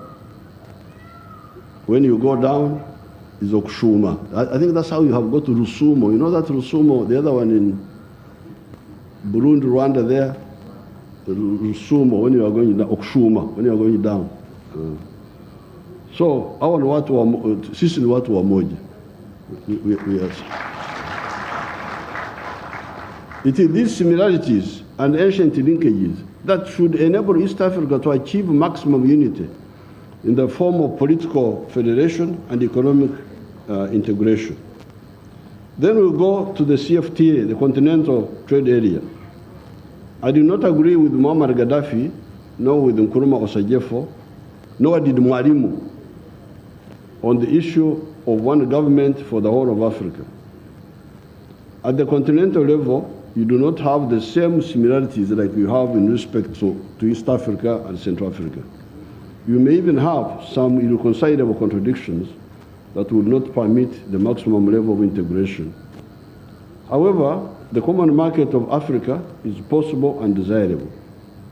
It would give business a market of 1.4 billion people today that will grow to 2.5 billion by 2050.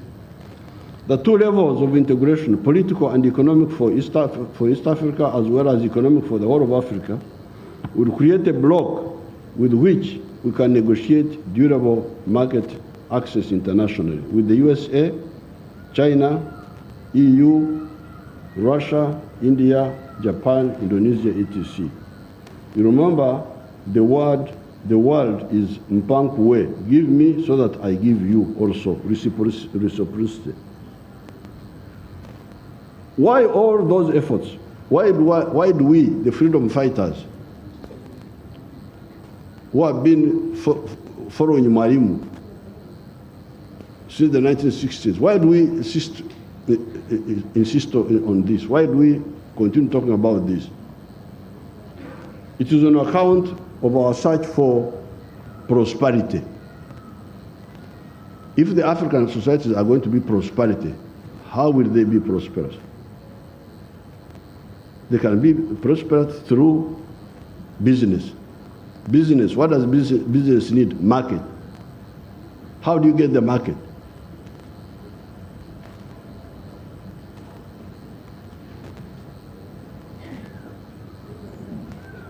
Create jobs, produce goods and services, a bigger government revenue, tax base,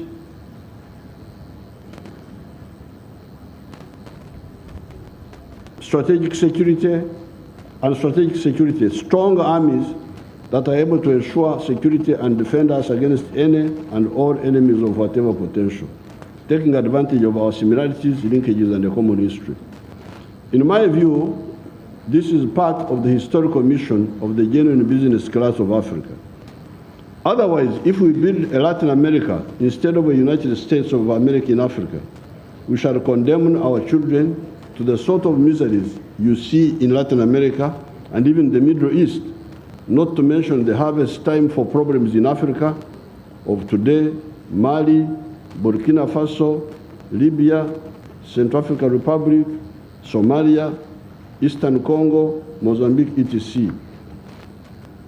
When we talk of business class, of the middle class, of the bourgeoisie, we should not forget that some of the middle class groups play a parasitic role in backward economies.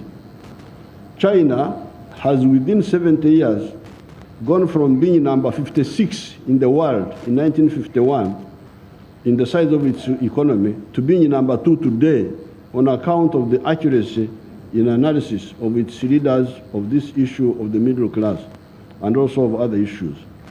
Both Mao Zedong and Deng Xiaoping correctly disassembled the middle class into 4 types, if I remember correctly.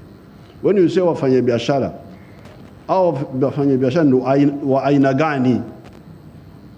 Kwa sababu wafanya biashara wengine ni wazuri kwa afya ya economy ya uchumi wa nchi, wengine ni wabaya.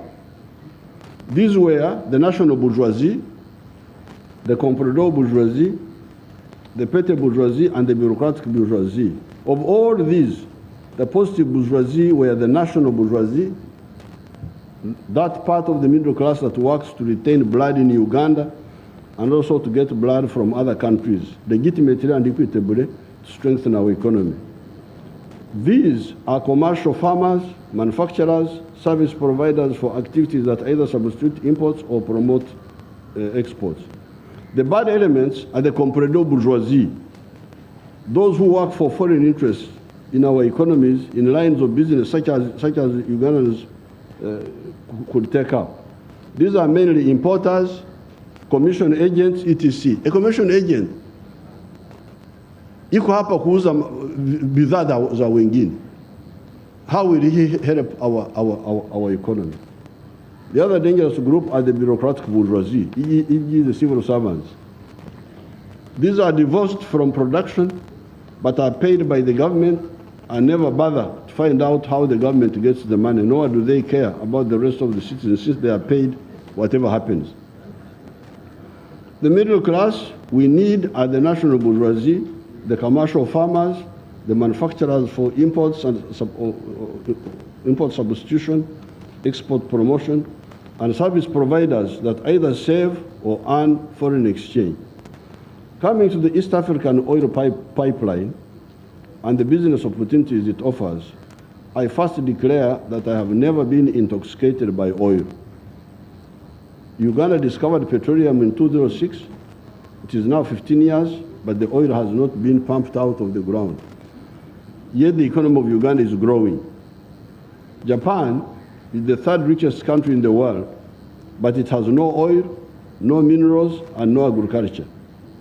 It relies on the brains and the skills of its people. So is South Korea and even China. This is not to say that the oil of this region is not important. Oil has been important and will continue to be important. Oil transformed the very poor countries of North Africa and the Middle East into very affluent societies on account of the petrodollars that started flowing in that area following Gaddafi's activism for higher oil prices and the Arab-Israeli War of 1973. There is now awareness that some uses of petroleum generate gases that create a blanket effect in the atmosphere that warms the temperature of the globe, melts the ice sheet and the glaciers, and causes the seas to rise and unpredictable rain patterns. That, however, is not the fault of oil. It is the fault of the misusers. Uganda, therefore, supports the movement towards cleaner energy sources, hydro, solar, wind, geothermal, and even nuclear, and we are preparing for all. 2 points are, however, clear. First of all, we shall use fossil energy for another 40 years. So you don't have to worry that the oil is about to run out of demand, because, as I will show, there will always be demand for oil. In fact, although I'm never an opportunist, I cannot avoid not seeing an opportunity for some of us that have entered the nightclub when the notice for banning nightclubs was proclaimed. New nightclub goers will not book in, and hence we shall have the nightclubs ourselves. You see, this campaign against oil is actually good for us, because many companies are fearing to invest in new oil ventures. But for us who are already there in the nightclub, since oil is still in demand, the price is now going up. I hear it has now gone to $83. Could this not be the reason for the price of oil going up? The climate salvation efforts are targeting correctly the use of coal for power generation and the internal combustion engines that should be replaced by electric engines. These are not the only uses of oil. There are safer uses of oil, and these are car tires. Car tires. These synthetic tires are much stronger than the rubber ones. So even if they stop the use of petrol to drive cars, the need for car tires will remain. And the petroleum tires are much better than the ones of natural rubber. So that one will never go away. And it doesn't pollute. You can tell me whether it pollutes the atmosphere at all. Secondly, chairs and car seats. My people use another word which I cannot follow, upholstery or something like that. But me, I prefer to call them chairs. Car chairs made of oil. Polyester. Hii shati ambayo nimevaa 65% is polyester. Ukiwa unataka a shirt which is very strong and easy to clean, the one of 65 polyester, 35 cotton. Ndio nimevaa hapa.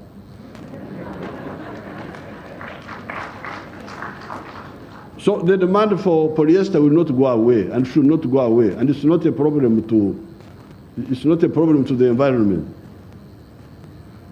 Nasikia madawa, medicine, that also oil is used in medicine. I don't know how. I've never taken any oil for medicine, but bitumen, asphalt, kupiga lami, is lami. Cosmetics, detergents, packages, kufunga vitu. Here, the environment issue is no longer greenhouse gases, but waste disposal. If we can get a waste disposal, a good waste disposal policy, then the oil will be here forever. We shall stop using it to drive cars, because that's a bad use. But it will be used forever for all these purposes. Here, the environment issue is no longer greenhouse gases, but waste disposal. Can we not perpetually recycle some of those for reuse? Can't we go on recycling them? They can answer that. Therefore, Tanzanians, Ugandans, all the global citizens, the East African pipeline business is a good, durable business.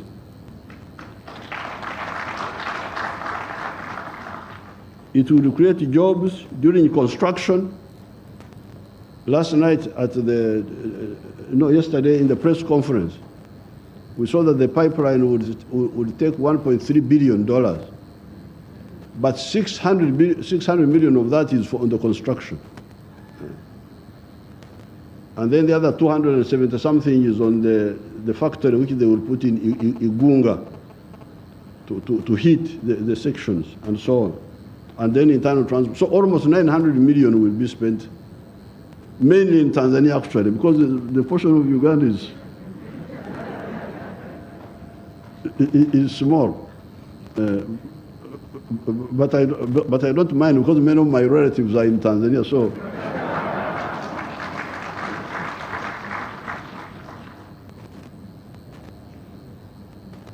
Other service providers will also be able to supply. Now, the crying of Mwehide, you see, I don't want to divert myself, but what he's talking about is the enclave economy. In Uganda, with these wonderful people, some of them are here, the politicians, forget about the civil servants, those ones are out of the question.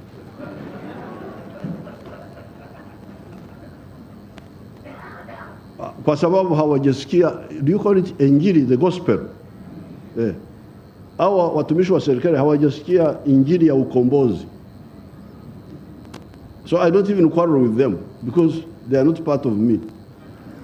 Watu nagombana nao ni wanasiasa wenzangu who are part of the movement, who should have known. Because you see, like for instance, until 7 years ago, 68% of the homesteads in Uganda were in what they were calling subsistence economy. Uchumi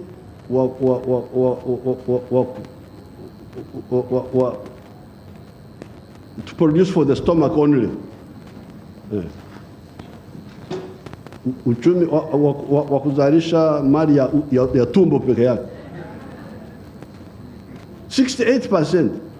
So when you see these people here, honorable minister, honorable what, they have got 68% of their people. Wanatumikia tumbo peke yake.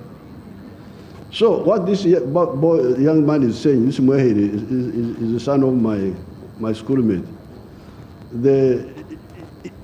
If 68% of the people are out of the economy, out of the money economy, then what do you expect? What that Stanbic Bank should be working for? Okay, work for oil, all right. But also work to get the 68% into the money economy. That's what we should be working about. So when this young man comes here, pension funds in California, I don't know where. Now, because of my struggle with these people, I had to involve the army.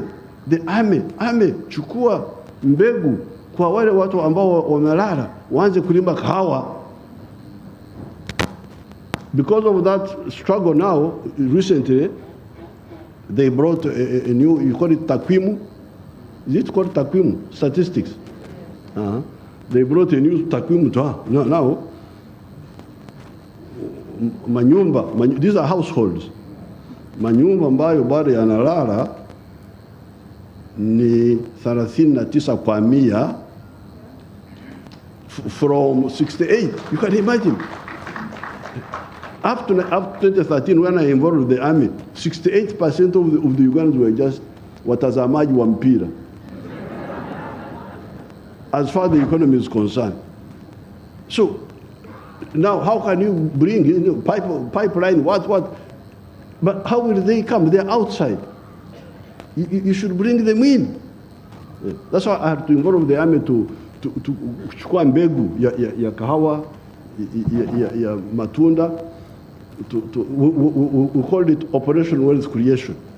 That's how we were able to bring the watazamaji from 68% to now 39%.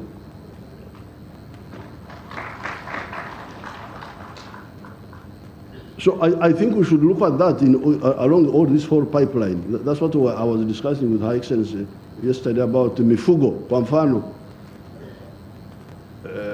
because 1986, our Uganda walikuwa wana kampani yao ya taifa ya maziwa. Walikuwa wananunua unga ya maziwa kutoka Denmark.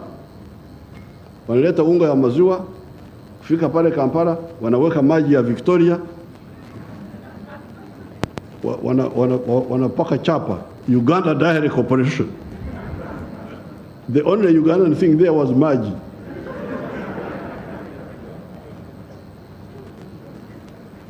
But because of the struggle now, you hear that they have more milk now, surplus, so what they call surplus milk.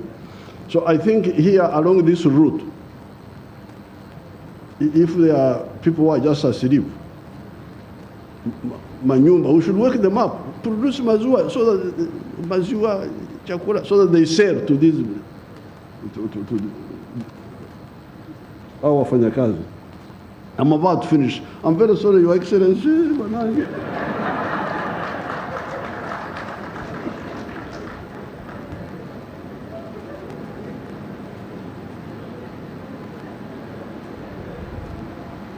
Unlike Japan or Korea or other service providers, will also be able to supply those who work in the oil sector, e.g. hotels, transport, food supplies, etc. Unlike Japan or Korea or Saudi Arabia, who either do not have oil or only have oil, East Africa has got everything. Agriculture, minerals, forests, oil, gas, etc. Once the environmental concerns are addressed, the sky is the limit. I thank everybody for giving me the opportunity to put forward a long-held Pan-African view. Thank you so much.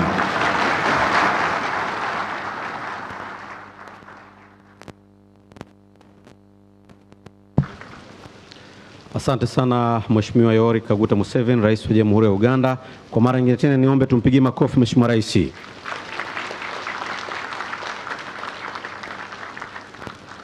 Kwa heshima na taadhima, sasa ni kuombe Mheshimiwa Samia Suluhu Hassan, Rais wa Jamhuri ya Muungano wa Tanzania, ili nawe uweze kuzungumza na hadhira hii ambapo ndio tutakuwa nahitimisha ratiba yetu kwa siku ya leo. Ni kuombe Mheshimiwa Rais, tafadhali.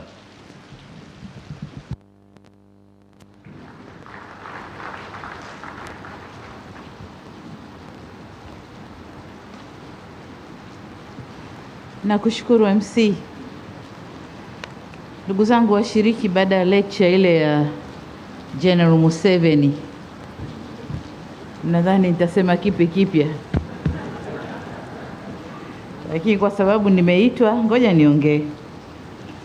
Mheshimiwa General Yoweri Museveni, yesterday you were my brother, today you are a general. Rais wa Jamhuri ya Uganda, Mheshimiwa Waziri Mkuu wa Tanzania, waheshimiwa mawaziri mliopo toka Tanzania na Uganda, waheshimiwa makatibu wakuu mliopo hapa toka nchi zetu mbili, waheshimiwa mabalozi na wakuu wa mashirika Umoja wa Mataifa mliopo, jamii ya wafanya biashara kutoka Tanzania na Uganda, viongozi mbalimbali mliopo, wanahabari, mabibi na mabwana, na wasalimu kwa jina la Jamhuri ya Muungano wa Tanzania, na wasalimu kwa ushirikiano na Uganda.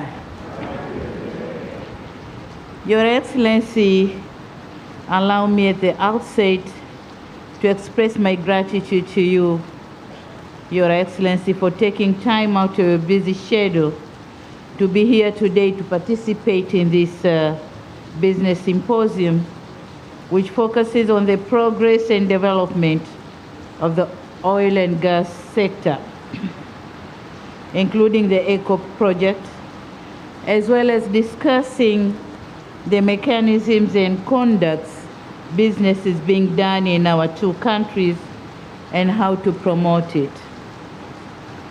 Your Excellency, the President, I would like also to extend my appreciation for the organizers of this event, both from the government and the private sector.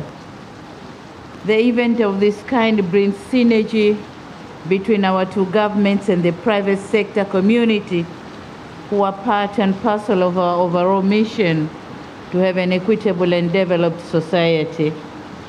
We in Tanzania are very happy with your constant push and unwavering support and commitment to the realization of the strategic Eastern African crude oil pipeline project for the mutual benefit of our two countries.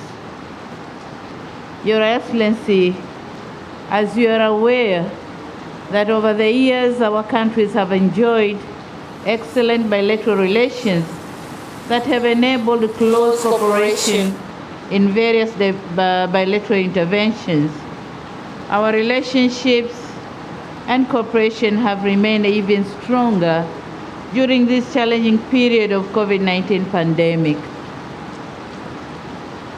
Your presence here today displays a gesture of overcoming the impossibilities towards realization of socio-economic development in our two countries. Your Excellency, we thank you for the incredible lectures you have delivered here today. That was incredible. You have taken us years back in universities when we were taught on the basic economics, capitalism and economic development in Europe and America. That was our topic in university, early years in the universities. But then you have taken us through the new economic order, technologies and issues and environment. So we thank you very much for that incredible lecture. Your Excellency, the President, let me also thank you for the progress that we have achieved towards implementation of the ECO project since your last visit here in Dar es Salaam, and that was May 20th this year.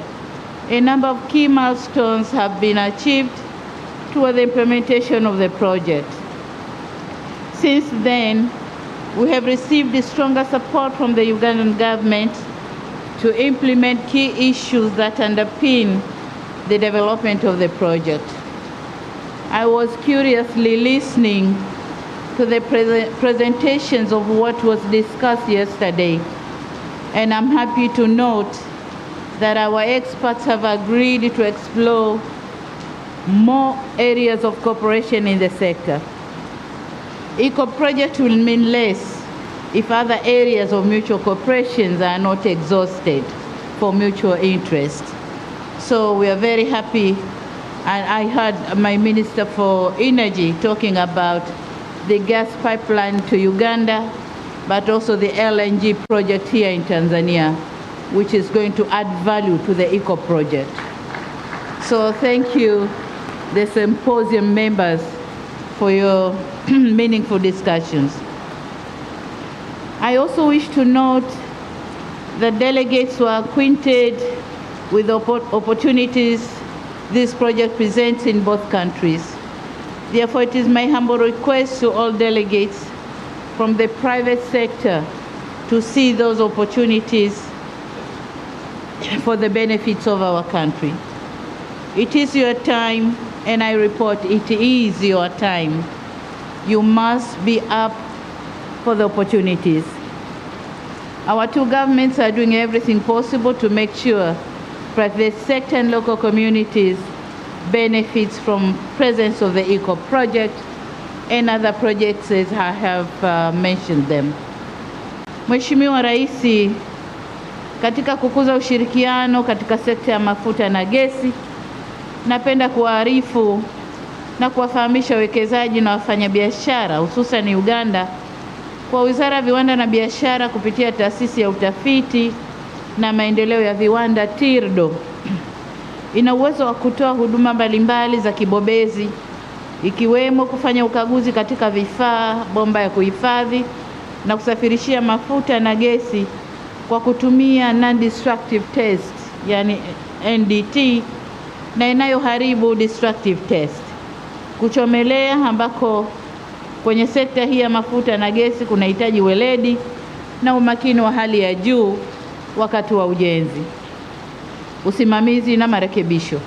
Nimefahamishwa kuwa usafirishaji wa mafuta yaliyochakatwa katika mabomba yanayopita kutoka nchi moja kwenda nchi nyingine yatahitaji kukidhi vigezo na viwango maalum, ambapo serikali imeiwezesha TIRDO kuwa na vigezo hivyo. Aidha, TIRDO inatoa huduma ya mafunzo ya ufundi wa kitaalamu kwa wachomeaji, yani certification of professional welders, ambapo wahitimu wataweza kukubalika au kutambulika kimataifa katika shughuli za kuchomea vitu mbalimbali ikiwemo vifaa vya mafuta na gesi.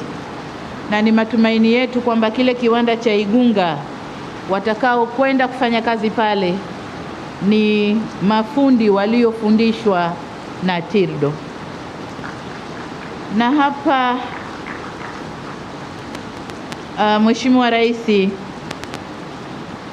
kwa kuwa hili ni kongamano la wafanyabiashara,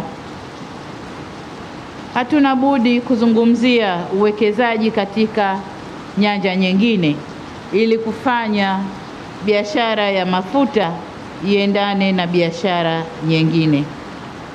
Katika eneo la uwekezaji, Tanzania na Uganda tumejitahidi, lakini bado jana tulikubaliana kwamba hatujafanya vizuri sana, tuendelee kujitahidi. Lakini tunapozungumzia uwekezaji ni lazima uendane na maendeleo endelevu ya kiuchumi na mifumo inayoimarishwa katika kujenga uwezo wa uzalishaji wa ndani wenye kuunganisha juhudi za kila sekta ya uchumi, yani forward and backward linkages, kumudu kwa kiwango kikubwa cha mahitaji ya soko la ndani na ushindani wa bidhaa kutoka nje.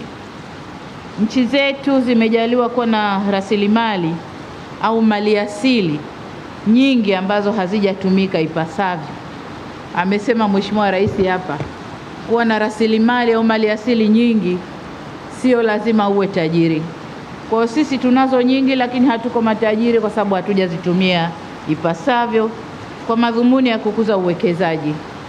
Hivyo basi ni muhimu kuendelea kuvutia uwekezaji katika nyanja mbalimbali ikiwemo viwanda vinavyotumia malighafi za ndani, hususan kwenye sekta za kilimo na maliasili, viwanda vinavyozingatia fursa za kijiografia, viwanda vinavyotumia nguvu kazi zaidi ili kuzalisha ajira, viwanda vinavyoendana na ukuaji wa miji, viwanda vitakavyozalisha bidhaa kukidhi mazingira ya biashara na kuwekeza zaidi kwenye rasilimali watu, na viwanda vinavyozaa viwanda vingine.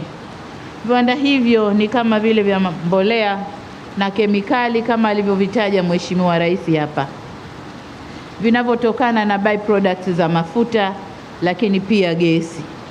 Mheshimiwa Rais, kwa upande wa Tanzania nafarijika kusema kwamba jitihada tulizochukua katika kipindi kifupi cha takriban miezi 8 zimeweza kuleta chachu ya kuongezeka kwa uwekezaji nchini, na kumekuwa na kuongezeka kwa usajili wa miradi ya uwekezaji na kuongezeka kwa idadi ya ajira zinazotarajiwa kutokana na miradi iliyoandikishwa. Maboresho na jitihada yamepelekea pia kupungua muda wa upatikanaji wa vibali vya kazi kwa kuondoa urasimu, na hivi sasa hata ndani ya siku moja mwombaji anaweza kupatiwa kibali kupitia mfumo wa kielektroniki, yani e-permit. Mfumo huu unaruhusu pia upatikanaji wa kibali cha ukaazi resident and work permit katika kadi moja. Kabla ya hapo kibali kilikuwa kinachukua miezi 6 au zaidi. Maombi mengi yalikuwa yanakataliwa baada ya mwombaji kulipa a non-refundable fee. Hasa tumehisi hii haiko sawa, tumerekebisha na sasa mambo yanakwenda vizuri. Tumefanya pia marekebisho ya sheria ya kuratibu ajira za wageni, ambapo kwa sasa sheria inaruhusu mwekezaji kuingiza wataalamu hadi 10 kutoka idadi ya 5 ilivyokuwa kabla Oktoba 2021. Vile vile tumeanzisha kituo cha mawasiliano kwa uwekezaji katika kituo cha uwekezaji Tanzania, yani Tanzania Investment Call Center, ili kuhakikisha uundwaji wa mfumo wa ufuatiliaji malalamiko ya uwekezaji na kuwapatia taarifa sahihi. Kituo hiki kimeanzishwa na kinafanya kazi kwa ufanisi. Tunaendelea kufanya maboresho muhimu ya kimuundo na kisheria ili kuhakikisha urahisi wa kuanzisha na kufanya biashara na uwekezaji hapa nchini. Mheshimiwa Rais na ndugu wafanya biashara, pia tumeimarisha jitihada zetu za kutenga na kuendeleza maeneo maalum ya kiuchumi ili kurahisisha uwekezaji mkubwa katika sekta ya viwanda, kilimo, teknolojia na usafirishaji. Katika kufanikisha hayo yote, tutajenga na kuimarisha sekta binafsi ili ikue na kuweza kuakisi utashi wa kisera na malengo ya kitaifa.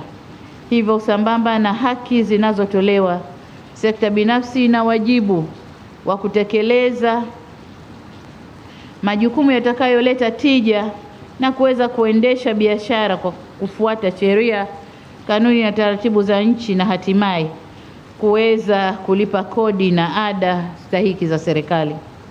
Uzoefu unaonesha kuwa nchi nyingi duniani zimefikia viwango vya juu vya maendeleo kutokana na kutenga maeneo mbalimbali ya uwekezaji kupitia skimu mbalimbali kama vile Special Economic Zones, Export Processing Zones na nyingine za aina hiyo, kwa ajili ya kuhakikisha uwekezaji unakuwa kwa kasi na kukuza mauzo ndani na nje ya nchi.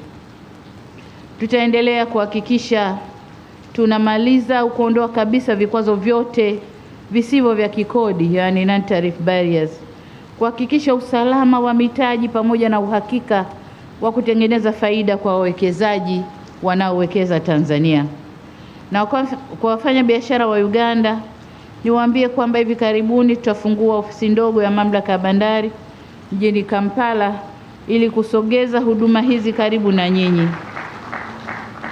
Waswahili wanasema mteja ni mfalme, kwa nasi tunasogea kwa mfalme wetu Uganda. Lakini ndani ya ofisi hiyo tutaweka afisa kutoka kituo cha uwekezaji, ambao kwa wale wawekezaji watakaopenda kuja Tanzania wapate taarifa wakiwa pale. Mheshimiwa Rais, naomba sasa nitumie fursa hii tena kuwashukuru waandaaji wa kongamano hili pamoja na washiriki. Ni matumaini yetu kwamba kupitia kongamano hili litachochea zaidi uwekezaji na biashara kati ya nchi zetu mbili.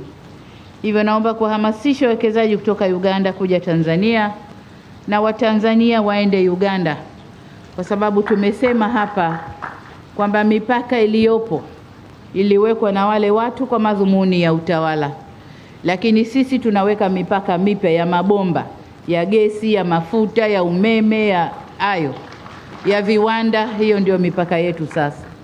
Kwa hiyo wafanya biashara mwe huru kwenda huko na kwenda huko. Mmoja wenu alisema hapa kwamba makongamano kama haya yaendelee, na ni kweli yaendelee, kwa sababu kule nyuma mlikuwa mnavutana, watu wa serikali huku, serikali kule, wafanya biashara na wafanya biashara. Badili ya kukaa na kuangalia vikwazo ni vipi na vipi tutaondosha, mlikuwa mna stick to vikwazo na kuvutana, kuwekeana kauzibe, asije na nyie msiende. Hiyo haisaidii upande wa Uganda wala Tanzania. La maana ni kuondoa vikwazo na wote tukasonga mbele. Kwa hiyo niwaombe mkutane tena mara nyingi, na jana nimewataka, mimi na Mheshimiwa Rais tumewataka watu wetu wa serikali, mawaziri, wakutane haraka kwenye ile tume yetu ya pamoja ushirikiano, waangalie changamoto tulizozizungumza jana ziondoshwe, ili nanyi wafanya biashara muweze kukaa kwenye nani zenu mkijua kwamba serikali imeondosha vikwazo, nanyi muondoshe vya kwenu ili muweze kufanya kazi kwa haraka na tuone matokeo ya haraka. Wafanya biashara wa Tanzania ni mashahidi. Tulikuwa tunavutana hapa na Kenya. Kila kinachokwenda hakipiti. Hiki hakipiti na huku hakipiti. Kule wakizuia na mkuu wa mkoa wetu naye asema kuanzia leo hakipiti. Lakini tulikaa tukaelezana ukweli. Tulikuwa tunachomeana kuku mipakani. Dhambi tupu, viumbe wa Mungu. Mnamwaga petroli mnachoma. Haikuwa na maana.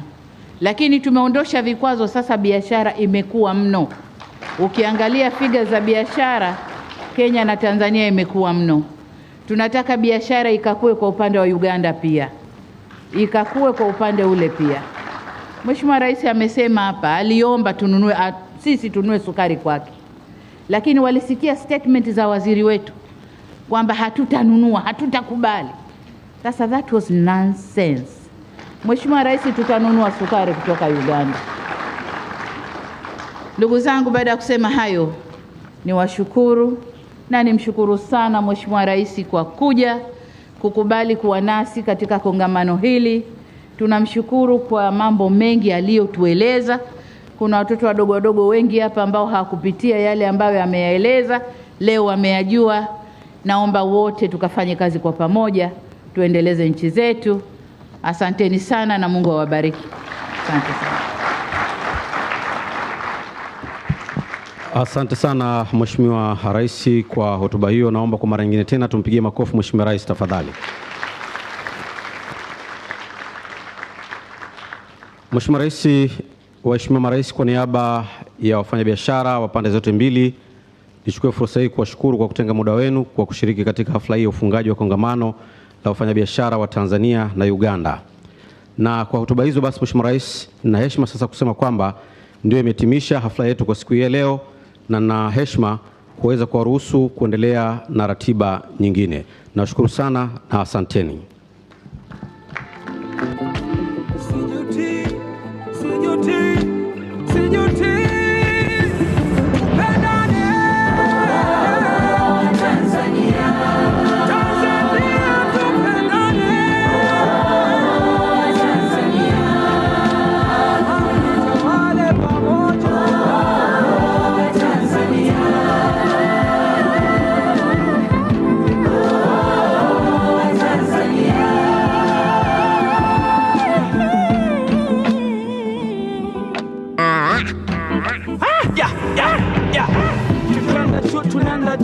Sawa sawa, tukienda chini twenda chini wote. Sawa sawa, shika langu na shika la kwako. Sawa, changu kwanza chuki zako kaa nazo.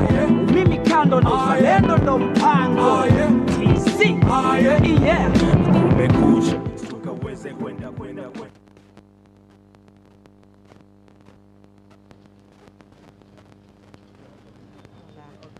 Mbali katika kuleta ustawi wa nchi hizi mbili. Lakini pia ameshukuru elimu iliyotolewa na Rais Yoweri Museveni wa Uganda, ambaye ameeleza kwa kina kuhusiana na maendeleo ya binadamu toka katika zama hizo za mawe. Ni kwa kiasi gani binadamu aliweza kupambana na mazingira yake na kuweza kutengeneza teknolojia mbali ikiwemo moto, lakini pia kwa sasa hali ilivyo, teknolojia imekuwa na imeweza kumrahisishia binadamu kuweza kufanya masuala mbali ya kumletea maendeleo. Lakini pia amezungumza vitu vingi kuhusiana na swala la kuwepo kwa rasilimali, lakini rasilimali zipo, ni kwa kiasi gani rasilimali hizo zinaweza kutumika kwa wananchi wa eneo husika kuweza kuwakwamua kiuchumi, kwa sababu kuna maeneo mengine ya rasilimali lakini watu wake ni masikini. Na tukirejelea nyuma kwa kile ambacho kimezungumzwa na mwenyekiti wa TPSF nchini Tanzania, Bi Angelina Ngalula, ambaye naye amezungumza yale ambayo yalifanyika katika kongamano hili la wafanyabiashara kati ya Tanzania na Uganda, hususan katika swala la mafuta na gesi. Kikubwa ambacho amesisitiza swala zima la kampuni sasa ambazo zitakuwa zimeshinda ile zabuni ya kuweza kusambaza bidhaa mbalimbali ikiwemo chakula, kuhakikisha kwamba zinazingatia masuala ya ubora. Lakini pia ushirikiano kati ya serikali na sekta binafsi ni muhimu zaidi katika kulifanikisha hili, lakini pia kuendelea kujengea uelewa kwa hii kada ya wafanyabiashara ambao watashiriki kwa namna moja ama nyingine katika kukamilisha mradi huu wa bomba la mafuta kutoka Hoima nchini Uganda hadi Tanzania. Lakini pia kuna changamoto mbalimbali ambazo zimejitokeza zikielezwa na mwenyekiti wa chemba ya madini wa Uganda, ambapo swala zima ambalo amesisitiza ni kukosekana kwa ujuzi, lakini pia masuala ya mtaji imekuwa ni changamoto ya kuweza kuendeleza na kushika miradi mikubwa, wakati mwingine wanashindwa kujitokeza kutokana na swala hili. Ni swala sasa la kuwezesha na kuwapa uwezo kwa maana mitaji, ili waweze kufanya uwekezaji wa ndani ambao utazingatia wazawa. Kama alivyosema, shughuli hapa ya ufunguzi ya maana kufunga kongamano hili la wafanyabiashara kutoka Tanzania linahitimishwa hapa. Kama hivyo umeona tayari viongozi hawa nchi mbili wameweza kuzungumza masuala mbalimbali. Lakini pia nikwambie kwamba kongamano hili limeweza kuleta taswira mpya kwa wafanyabiashara katika sekta hii ambayo itaenda kutekelezwa, na bila shaka umeyapata mengi. Na ili kupisha shughuli nyingine ziendelee, sisi hapa katika viwanja vya Ikulu jijini Dar es Salaam hatuna la ziada. Tuwashukuru sana wale wote waliofanikisha matangazo haya. Mimi ni Asha Haji na kurejesha katika studio zetu za Mikocheni jijini Dar es Salaam kuendelea na matangazo mengine. Asante.